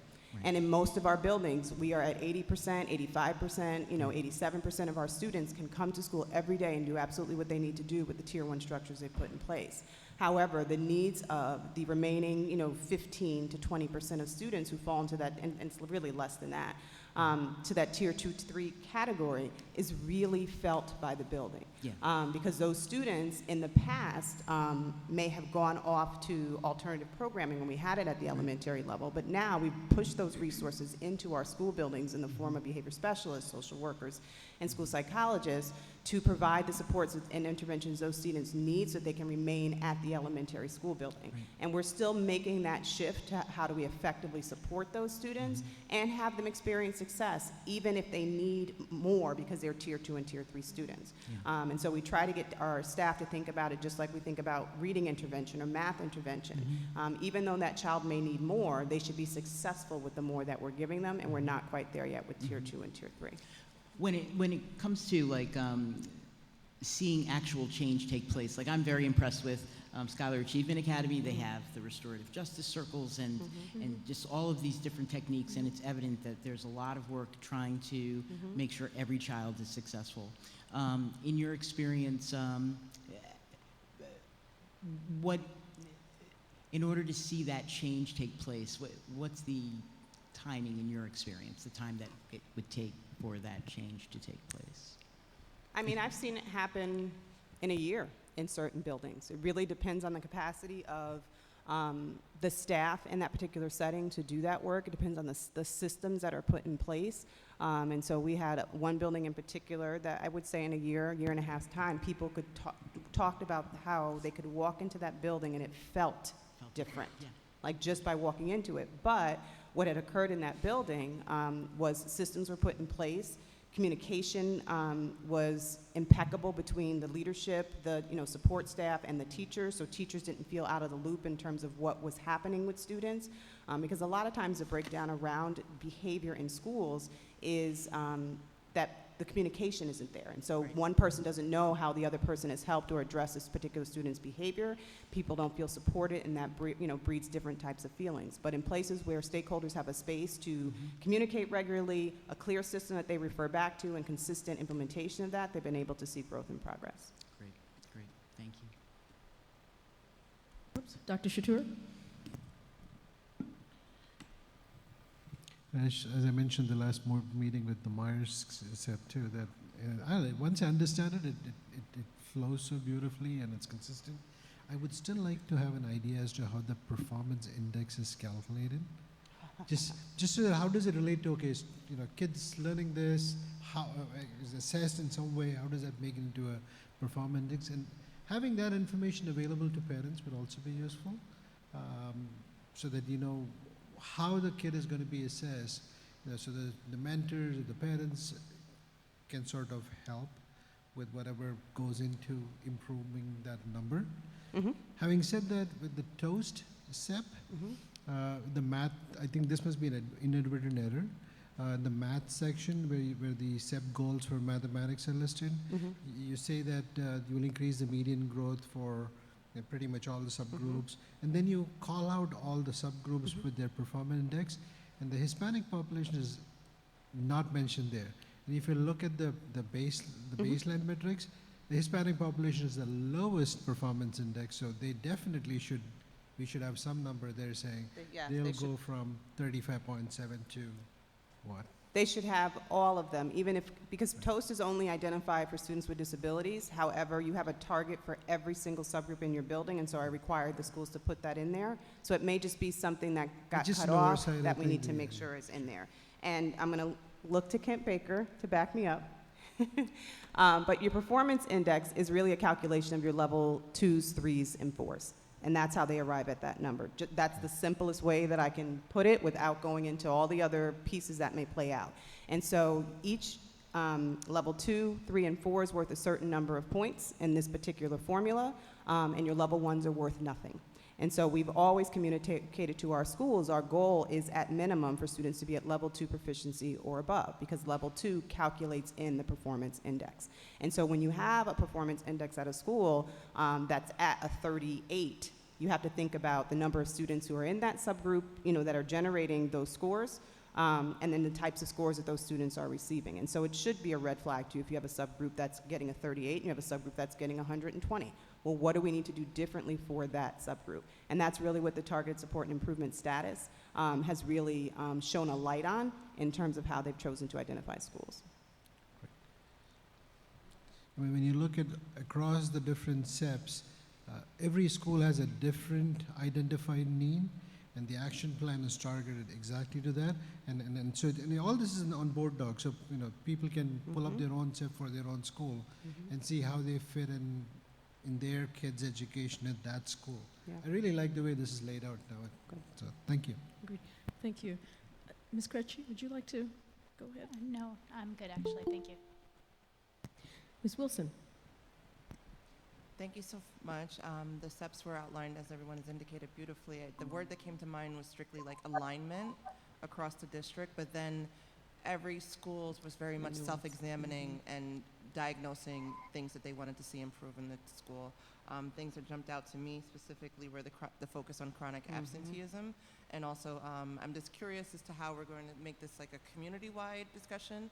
I know this is probably coming down the pipeline, but I really would love to see how we're going to like emphasize this with our families, because they're that missing link in that, and also the other item I want to briefly talk about. Yes. Did you want?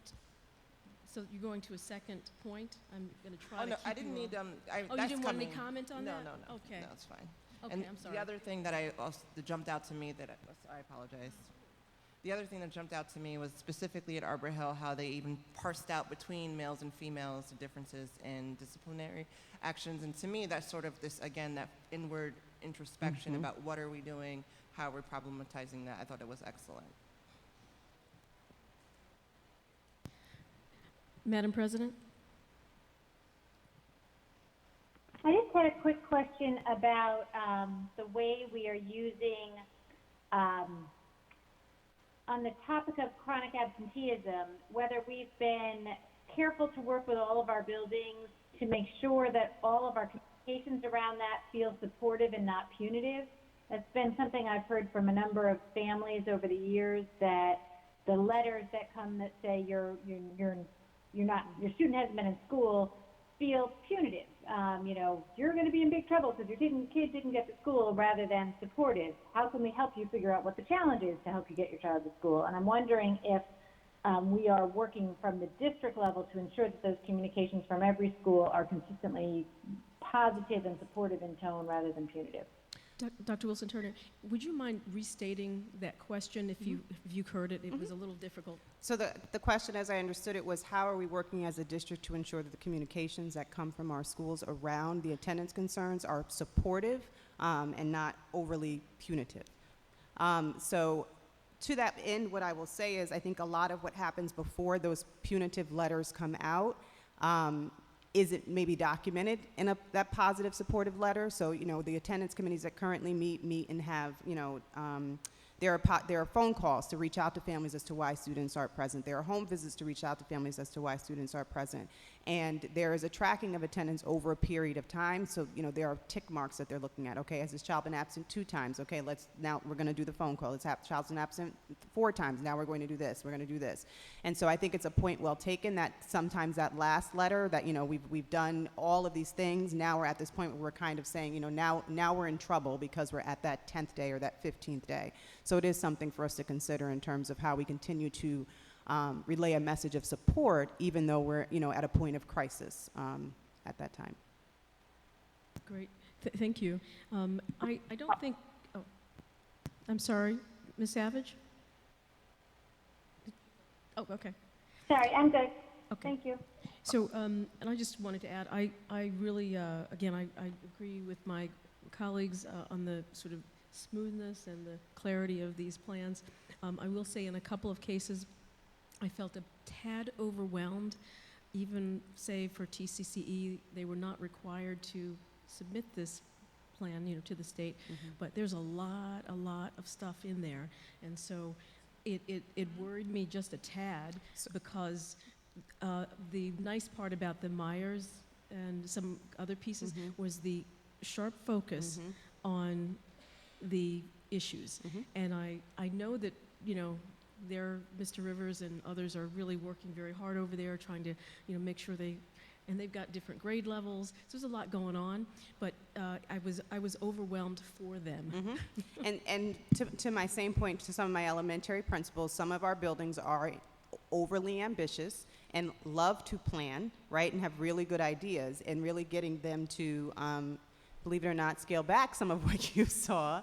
But for some buildings, they're newer leaders, and so there are more things that they're trying to wrap their arms around, and there's more that they want to capture and document in that SEP.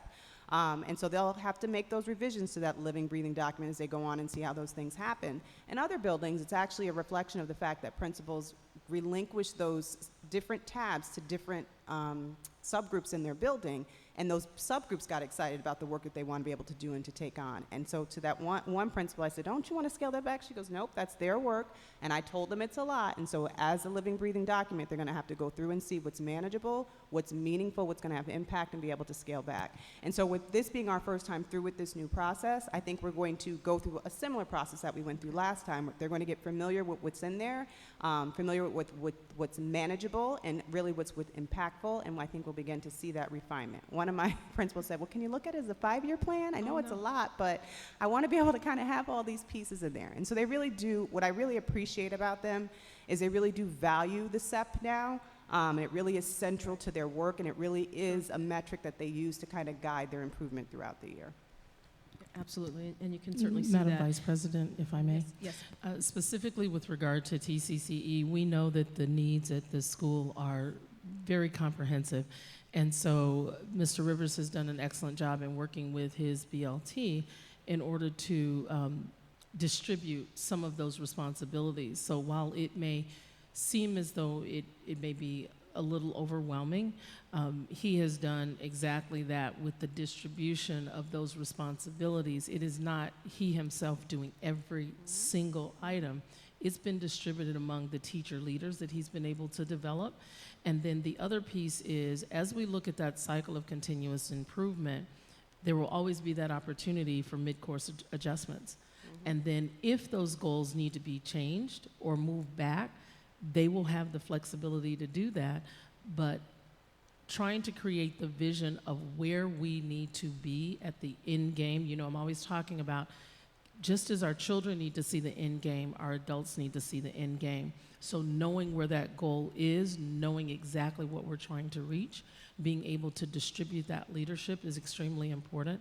And then knowing that we will always have that cycle of improvement where we look at mid-course adjustments, and then we look at what we need to do to continue to meet those needs and hit the targets. Great. Thank you very much for that, and I know that distributive leadership is a key element of our framework, our instructional framework.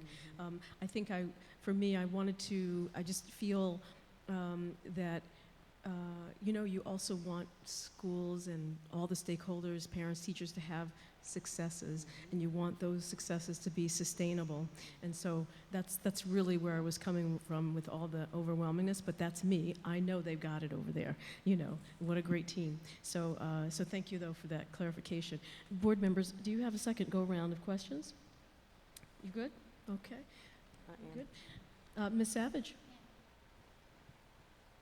I just have one, it's more of a comment than a question, which is, can you hear me well right now? You can hear me? Yes. Yes. Okay. So my comment is that one thing I missed in the new model for the STEP is the relatively close alignment of the old tenets to our district-wide goals. The new model sort of dissociates. It used to be sort of almost one-to-one tenet to goal. And one that I missed in particular is the family engagement, which was tenet 6, which really allowed us to sort of centralize some of that information about family engagement. And kind of like your principal who wanted a 5-year plan, I'm wondering if we could, as a district, not this year, not right now, but as we think about how to do the steps next year, maybe consider adding on a little bit as a way to focus our initiatives around our goals, even if it's just that tenet 6, to help our principals focus on those critical family engagement pieces that I think philosophically we believe are really important in success. What I like that a few schools did in lieu of that family engagement tab separately is they tried to embed the family engagement into their ELA goal, into their math goal, into their science goal, because part of that family engagement piece was how we're engaging our families in the academic work that we're having our students do. And I think if we are more strategic next year about requiring that as a component, that it would be nice to have it embedded in their existing work, right? So we're looking at what the teachers are doing, what the students are doing, and then what we're having families do around those particular selected indicators. Great. Thank you. Ms. Alexander-Mann?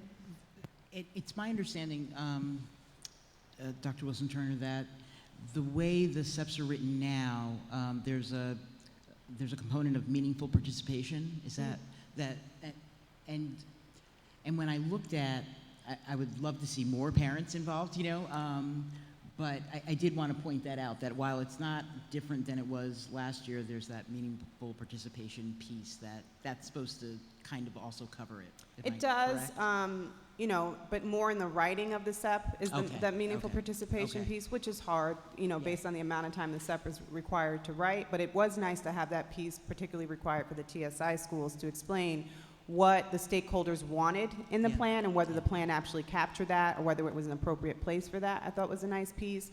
But that family engagement piece we typically saw as making sure that our families felt welcome in our school, that we communicated effectively with them, that we had events that really taught them how to advocate for themselves, for their children. And that piece, is missing without Tenet 6 being there, unless schools deliberately placed it embedded into those ELA and math sections. Additional questions? Comments? Okay, we're all set. Dr. Wilson-Turner, thank you very much. Superintendent, you're up next with district overview and priorities for the 1920 school year.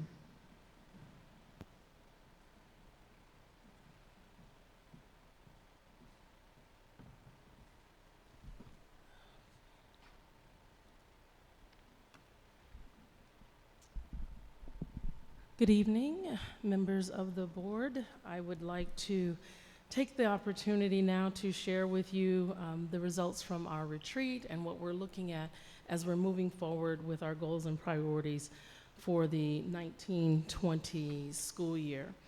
So one of the things that we look at with regard to our district are our guiding principles. And we have our vision statement, our mission statement, and our goals. And I'm going to start right away with empower our families, because I know that that's a discussion that we were just finishing up with. I will assure you, and I know that Dr. Wilson-Turner and Ms. McKenna are on the same page as we supervise principals in schools. While it may not be stated explicitly in some of the SEPs, it is not something that schools are not focusing on, because they do understand that one of the keys to their success is building those positive relationships with our families. So it is not sans the work that we do, but we will look at a way to incorporate that so that it is more explicit. But one of the things that you'll hear about a little bit later are some of the ways that we're looking at improving some of the communication and what we're looking at doing with our families. But these are our goals. And one of the ways in which we look to accomplish and move forward toward our goals is through our educational design. And the objective of our educational design is really to establish a way that we do business and provide a multi-year planning process so that we're meeting the priorities of our district and that we are fostering a culture of continuous improvement through purposeful strategic planning. Our action steps with regard to this is that we have our retreats 2 times a year with the board in the summer and the winter. We look at our goals and priorities and review and progress monitor where we are. We've developed an instructional framework, and we have a leadership dashboard which we previewed for you about a month ago now. And so we're excited about seeing some of the data results from that. The purpose of our retreat, first of all, when we have the retreat in the summer, which is the one that we just had June 29th, we always look to strengthen the cabinet and board member relationships, ensuring that we have open lines of communication and protocol, and then review the established district goals and priorities so that we look at our strengths and our areas of improvement and look to revise our goals and priorities that are needed for the next year. When we have our winter retreat, we are looking at, yes, the first 2, but then making sure that we are monitoring our progress toward the goals and the priorities, and then reviewing and analyzing those district goals and priorities and some of the data that we have at that particular time so that we can also, at the district level, make those adjustments, those mid-course adjustments and changes that are needed in finishing out the year. The process that we use with our retreat is we conduct a survey. We share those survey results among the cabinet and board, and we get feedback. And then we look to do some small group activities so that we can closely examine our work, look at what we're doing well, how do we keep those things going strong, and then what are those areas that we need to improve upon. In that area, then we establish some consensus about what those priorities need to be. The outcomes, I'm happy to say that we're looking at implementation and operational action steps. And one of the things that I'm very excited about this year, which really does help us understand how we're on the right track, is the fact that in maintaining our 5 goals, In looking at the fact, we rolled out our educational design at the last convocation for the beginning of this school year, and recognizing that everything that we do is focused on the instructional framework and that delivery of quality instruction, that our 5 goals are still our 5 goals. We are staying true to that. And so what that says is we realize the importance of those goals so that we're not moving that target over time. Every year we're starting something different, starting something new. We can stay focused on those 5 goals. Within those 5 goals, we have our priorities, and I will address each of these priorities with regard to the things that we have established, and then I'll even talk about what are some of the action steps that we planned on doing in order to meet these priorities. I do have to say that number one, we are looking at analyzing data along the way so that we can make sure that if we need to add to our action steps, we can. If we need to remove some things, then we will. But the first, with regard to student achievement, many of our priorities are continuations from priorities of last year, which also shows that we are on the right track because we're realizing that we're seeing some success with regard to our priorities.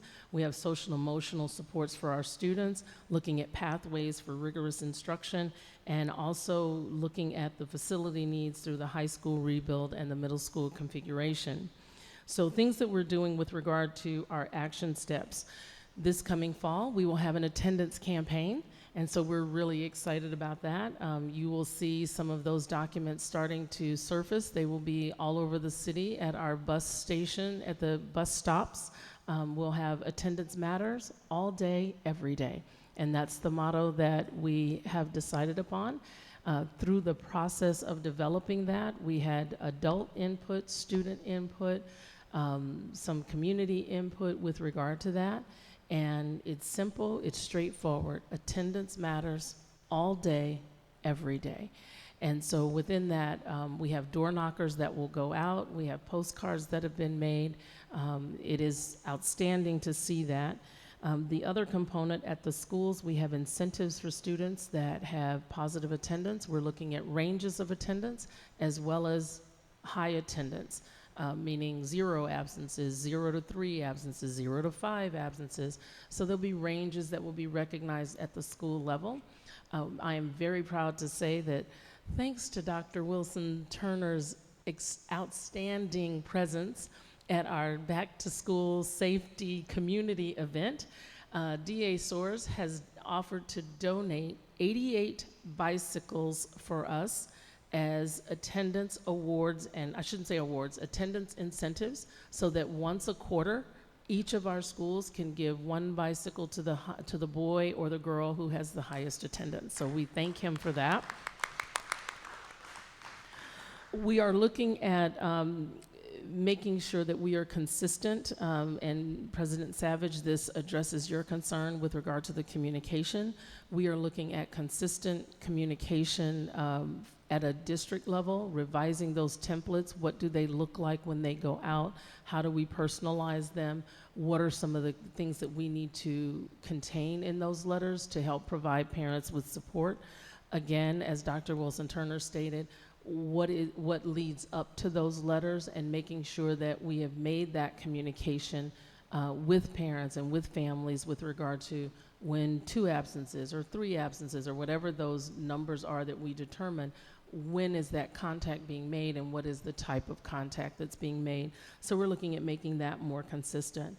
Also, along with student achievement, we are ensuring that we are making sure our entire staff, and that means support staff, teachers, and administrators, have the trauma-informed care training so that we can see those triggers for students which may contribute to negative attendance.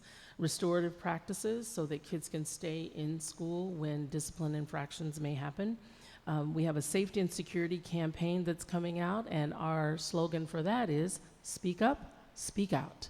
And that will help to encourage our students to feel very comfortable in creating those safe spaces so that it addresses several issues. So very much in the preliminary stages, we are looking at different aspects of how our students can speak up and speak out, be it social emotional health, be it academics, be it discipline, be it bullying, whatever the case may be, creating those safe spaces so that our students have the courage to speak up and speak out and let someone know when something is going on.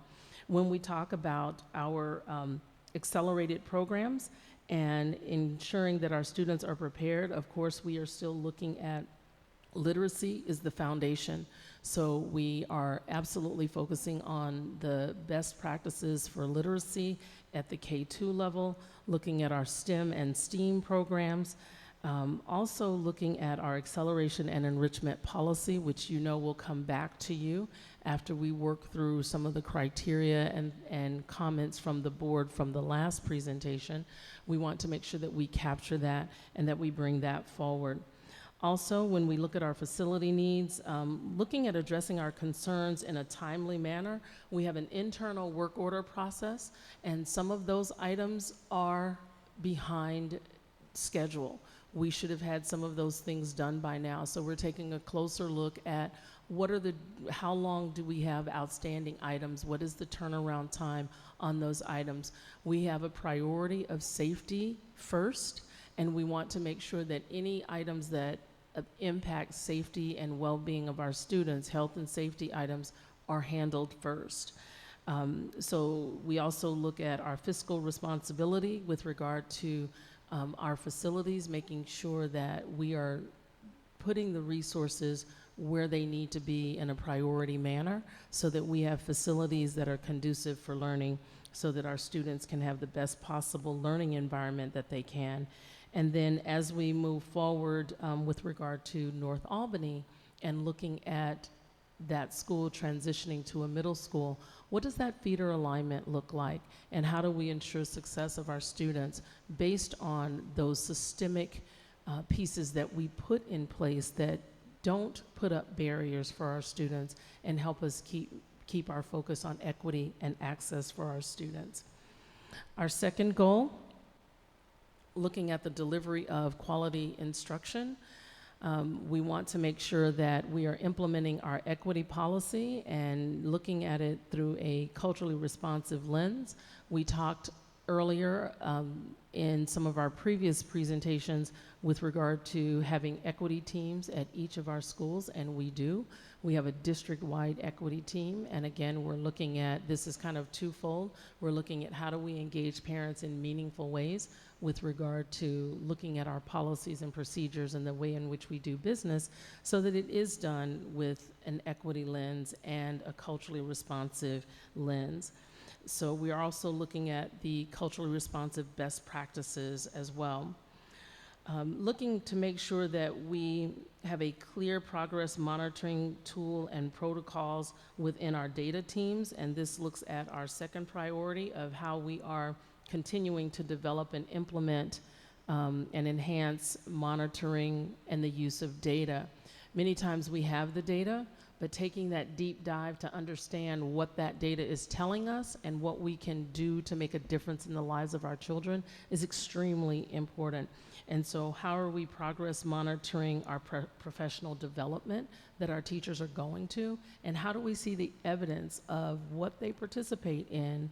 How do we see that evidence and how do we see it manifest in our daily classrooms? Of course, we have APPR. We also have our instructional walkthroughs, and we're also looking at that support of the instructional framework. We have had a strong emphasis in our HR department about increasing workforce diversity, and so we will continue with that effort. We're looking at growing our own strategies. We're partnering with several universities in the area to look at not only our own staff, meaning our support staff who have associate's degrees, how do we help them get bachelor's degrees in education, and those with bachelor's degrees, how do we help them get master's degrees? And so we're looking at those programs, and I want to thank Mr. Petrin for his work in that effort. The other piece that we are working on with the Teachers Association is how are we looking at our students who may be interested in education?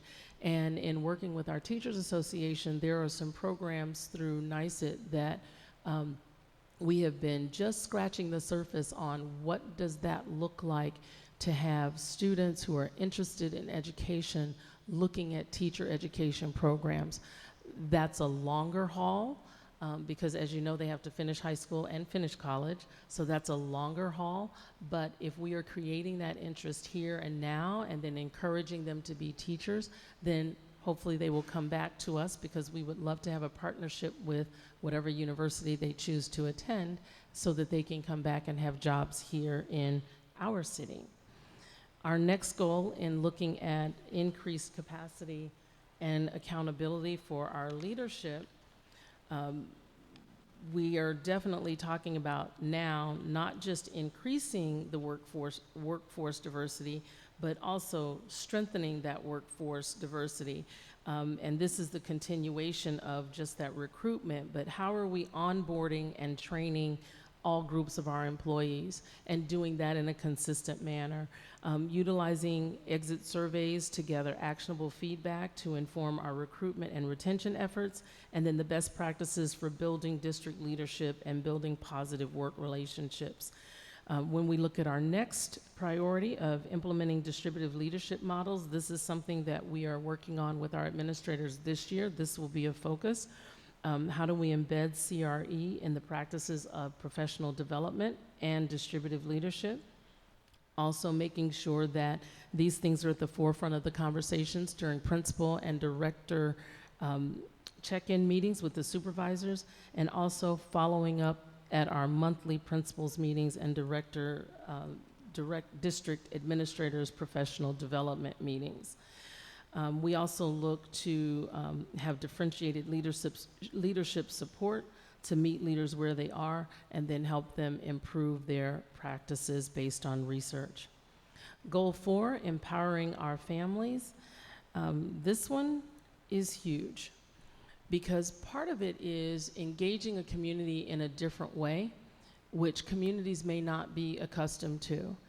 And so parallel the structure of what we do for children, in that we take children where they are, we meet them where they are, and then we provide them what they need to get to the next level. So looking at the empowerment of our families and looking at engagement in different ways, and you've heard me say this since I started here with, we have to take our parents where they are, meet them where they are, and then adjust what they need for different times. Every parent may not want to serve on a policy committee for review in alignment with the equity policy. I know that sounds so exciting, but some people may not want to do that. But yet there are those parents who do. So having enough of a menu of options so that parents can choose ways in which they engage with us so that they can be empowered to be advocates for their children. And so I use the participation on our district level committees. They can participate at BLT meetings and support meetings at the school. They can come to the bake sale. They can attend the literacy night, the math night, the STEM nights. Also, just having focus groups where parents can attend to voice their opinions. But moving our district in a way in which, instead of having a recipe for family empowerment, we have a menu of options which meet people at various needs and various levels so that they can be empowered to engage with us in meaningful ways. And so through the launch of our district website, we would like to be able to provide some of those opportunities, again, including parents in specific focus groups based on their interest. We would like to start doing those kinds of things, and then providing customer service training, which we have started doing, but now leveraging the work that we've already done throughout all of our schools in a more consistent manner is something that we're looking at to empower our families. Partnering with our diverse community is our 5th goal, and this goal is extremely important, and thank you, Dr. Chatur, for recognizing Albany Med with their support of our Girls Beyond program. How are we engaging our community? What are those ways in which we continue to monitor the community schools model, even in our schools that do not receive funding? What are some of those things that we can model in those schools from the community schools that don't cost, but yet it's something that we can leverage in our schools that are not community schools. Looking at ways in which we can monitor community engagement strategies. How are we looking at a community partner registration tool? How are we able to establish SMART goals for our community partners, develop some type of metrics for their involvement? How do we know that their involvement is truly making a difference? And what are going to be the criteria by which we measure that? Those are some of our next steps for this coming year. And then, of course, welcoming our community partner, conducting a needs assessment for non-community schools, and developing an administrative guidance document for establishing community partners. What you see in front of you now is a calendar of board presentations and also the SBU, which is the school board update calendar. And knowing that this information is subject to change based on data availability and scheduling conflicts, we wanted to provide you with an overview, pretty much a year at a glance, of typically the things that we report throughout the year and the months when we report on those items. That gives the kind of the framework of where this comes from, and when we sit before you, why are we doing this and where is it coming from? Some of the items you'll see and you will recognize, these are items that are governed by the State Department. They are sent to us, and they are reports that we have to share with you and the public, and they have to be approved prior to us submitting them to the state. That's one component. The other component of this calendar helps you and the public truly understand the work that we're doing and the progress that we're making aligned with our goals and our priorities. It keeps us on track to achieving and accomplishing our vision through the action steps of our mission. And so we hope that this calendar proves valuable for you, so that when you see the board agendas coming forward, you'll know that this is where it comes from, and usually it is in a cycle. So as we get reports, as we gather data, then it keeps you informed of what is coming next and just all the exciting things that we have to share with you about the great things that are happening here in the City School District of Albany. At this time, I'll take any questions. Superintendent, thank you very much. I'm going to give President Savage the opportunity to raise her questions first or comments first. We cannot hear you. Ms. Savage, we can't hear you. I failed to take my phone off of mute, which is why you could not hear me. You can hear me now? Yes. So I want to start with just saying how pleased I am with the model that we all together, the superintendent, the cabinet, and the board, have worked together to develop, of using the priority activities retreat to navigate that gray area between vision and operations. I think that is so important so that the board can provide the leadership we are elected to provide, while ensuring that you and your staff can do the work to create the district we all envision. I have so many positive things I want to say about what you just said. There's just so much fantastic stuff in there. I'll just limit it to just a couple. First of all, I'm really looking forward to the leadership dashboard. I know we are all wanting to move towards a time when we all have the data we need to fully understand how the district is operating and the progress we're making.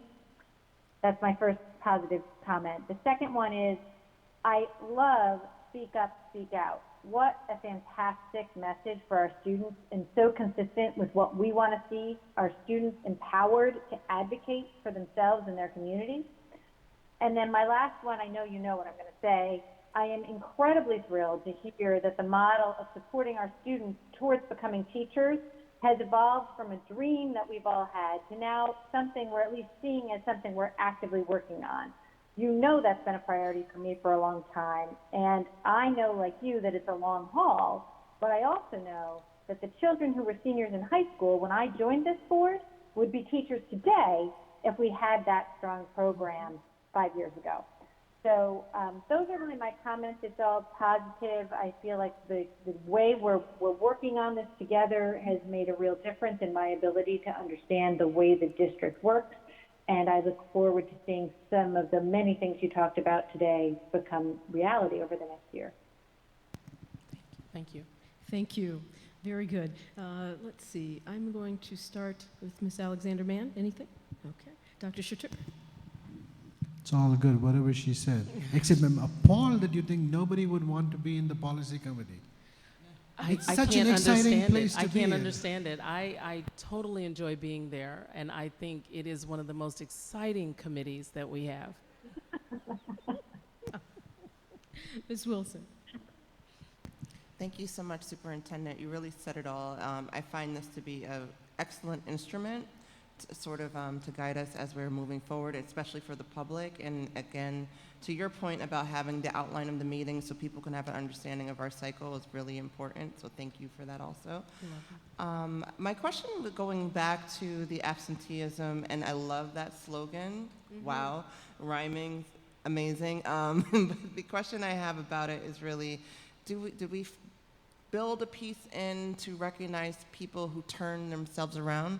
Like maybe they were struggling and perhaps, like... Most improved, Yes. absolutely. Excellent, thank you. Ms. Krejci. I'm really excited by this presentation, the way you've distilled some of the things we've been working on. It's like a capstone of the project, of the vision we've been working on over the past year, and I'm actually excited to have a lot of our prospective board candidates here for this particular presentation, because it really does kind of provide what the board is doing in a nutshell, and I think it's fantastic. Just keep on doing what you're doing, because it's really a great way to present. It's really a great way for us to present what we do and how we do it, and I love that we're really keeping on track with all our goals. Thank you. Thank you. Fantastic. And I can't add much except to just say this was fantastic. And, you could have just thrown down the mic after that, right? No, but again, this is just, we've come a long way. And I just can't say enough to thank you and our cabinet, our teachers, and our students, and our families. We're all in this together, and we're doing it. We're going to make a difference for our community and for our future. Thank you. Thank you very much. In closing, I will absolutely give the accolades. Number one, thank you as a board for providing us with the opportunity to work alongside you and to actually provide that safe space for us when we are at the retreat to be able to share openly and honestly thoughts, feelings, and ideas about where we would like to go. So thank you very much on behalf of Cabinet for being open to that type of relationship and that type of work and deeply diving into the real work of what we do. And then, of course, the Dream Team. I would like to just express all of my gratitude to our cabinet, because our cabinet members make it happen, at least from our level, and we know that it goes along with the supervision of cabinet to the next level, to the next level, and the next level. And it is all in for Albany. But for the people who work closest with me, I have to make sure that you know how much I respect them and value their contributions. So at this time, I'd like for you to just give Cabinet a round of applause, because it could not be done without them. Absolutely. Thank you. Those of you who are here and hanging in there. So thank you so very much. Thank you, Superintendent. Let's see. And if I'm looking correctly here, we've come to the end. Are you saying yes, we're ready to go? Oh, there we go. Okay, board, thank you very much for a good meeting. Could I get a motion to adjourn? Ms. Alexander-Mann, seconded by Dr. Chatur. All in favor? Aye. We are adjourned. Thank you.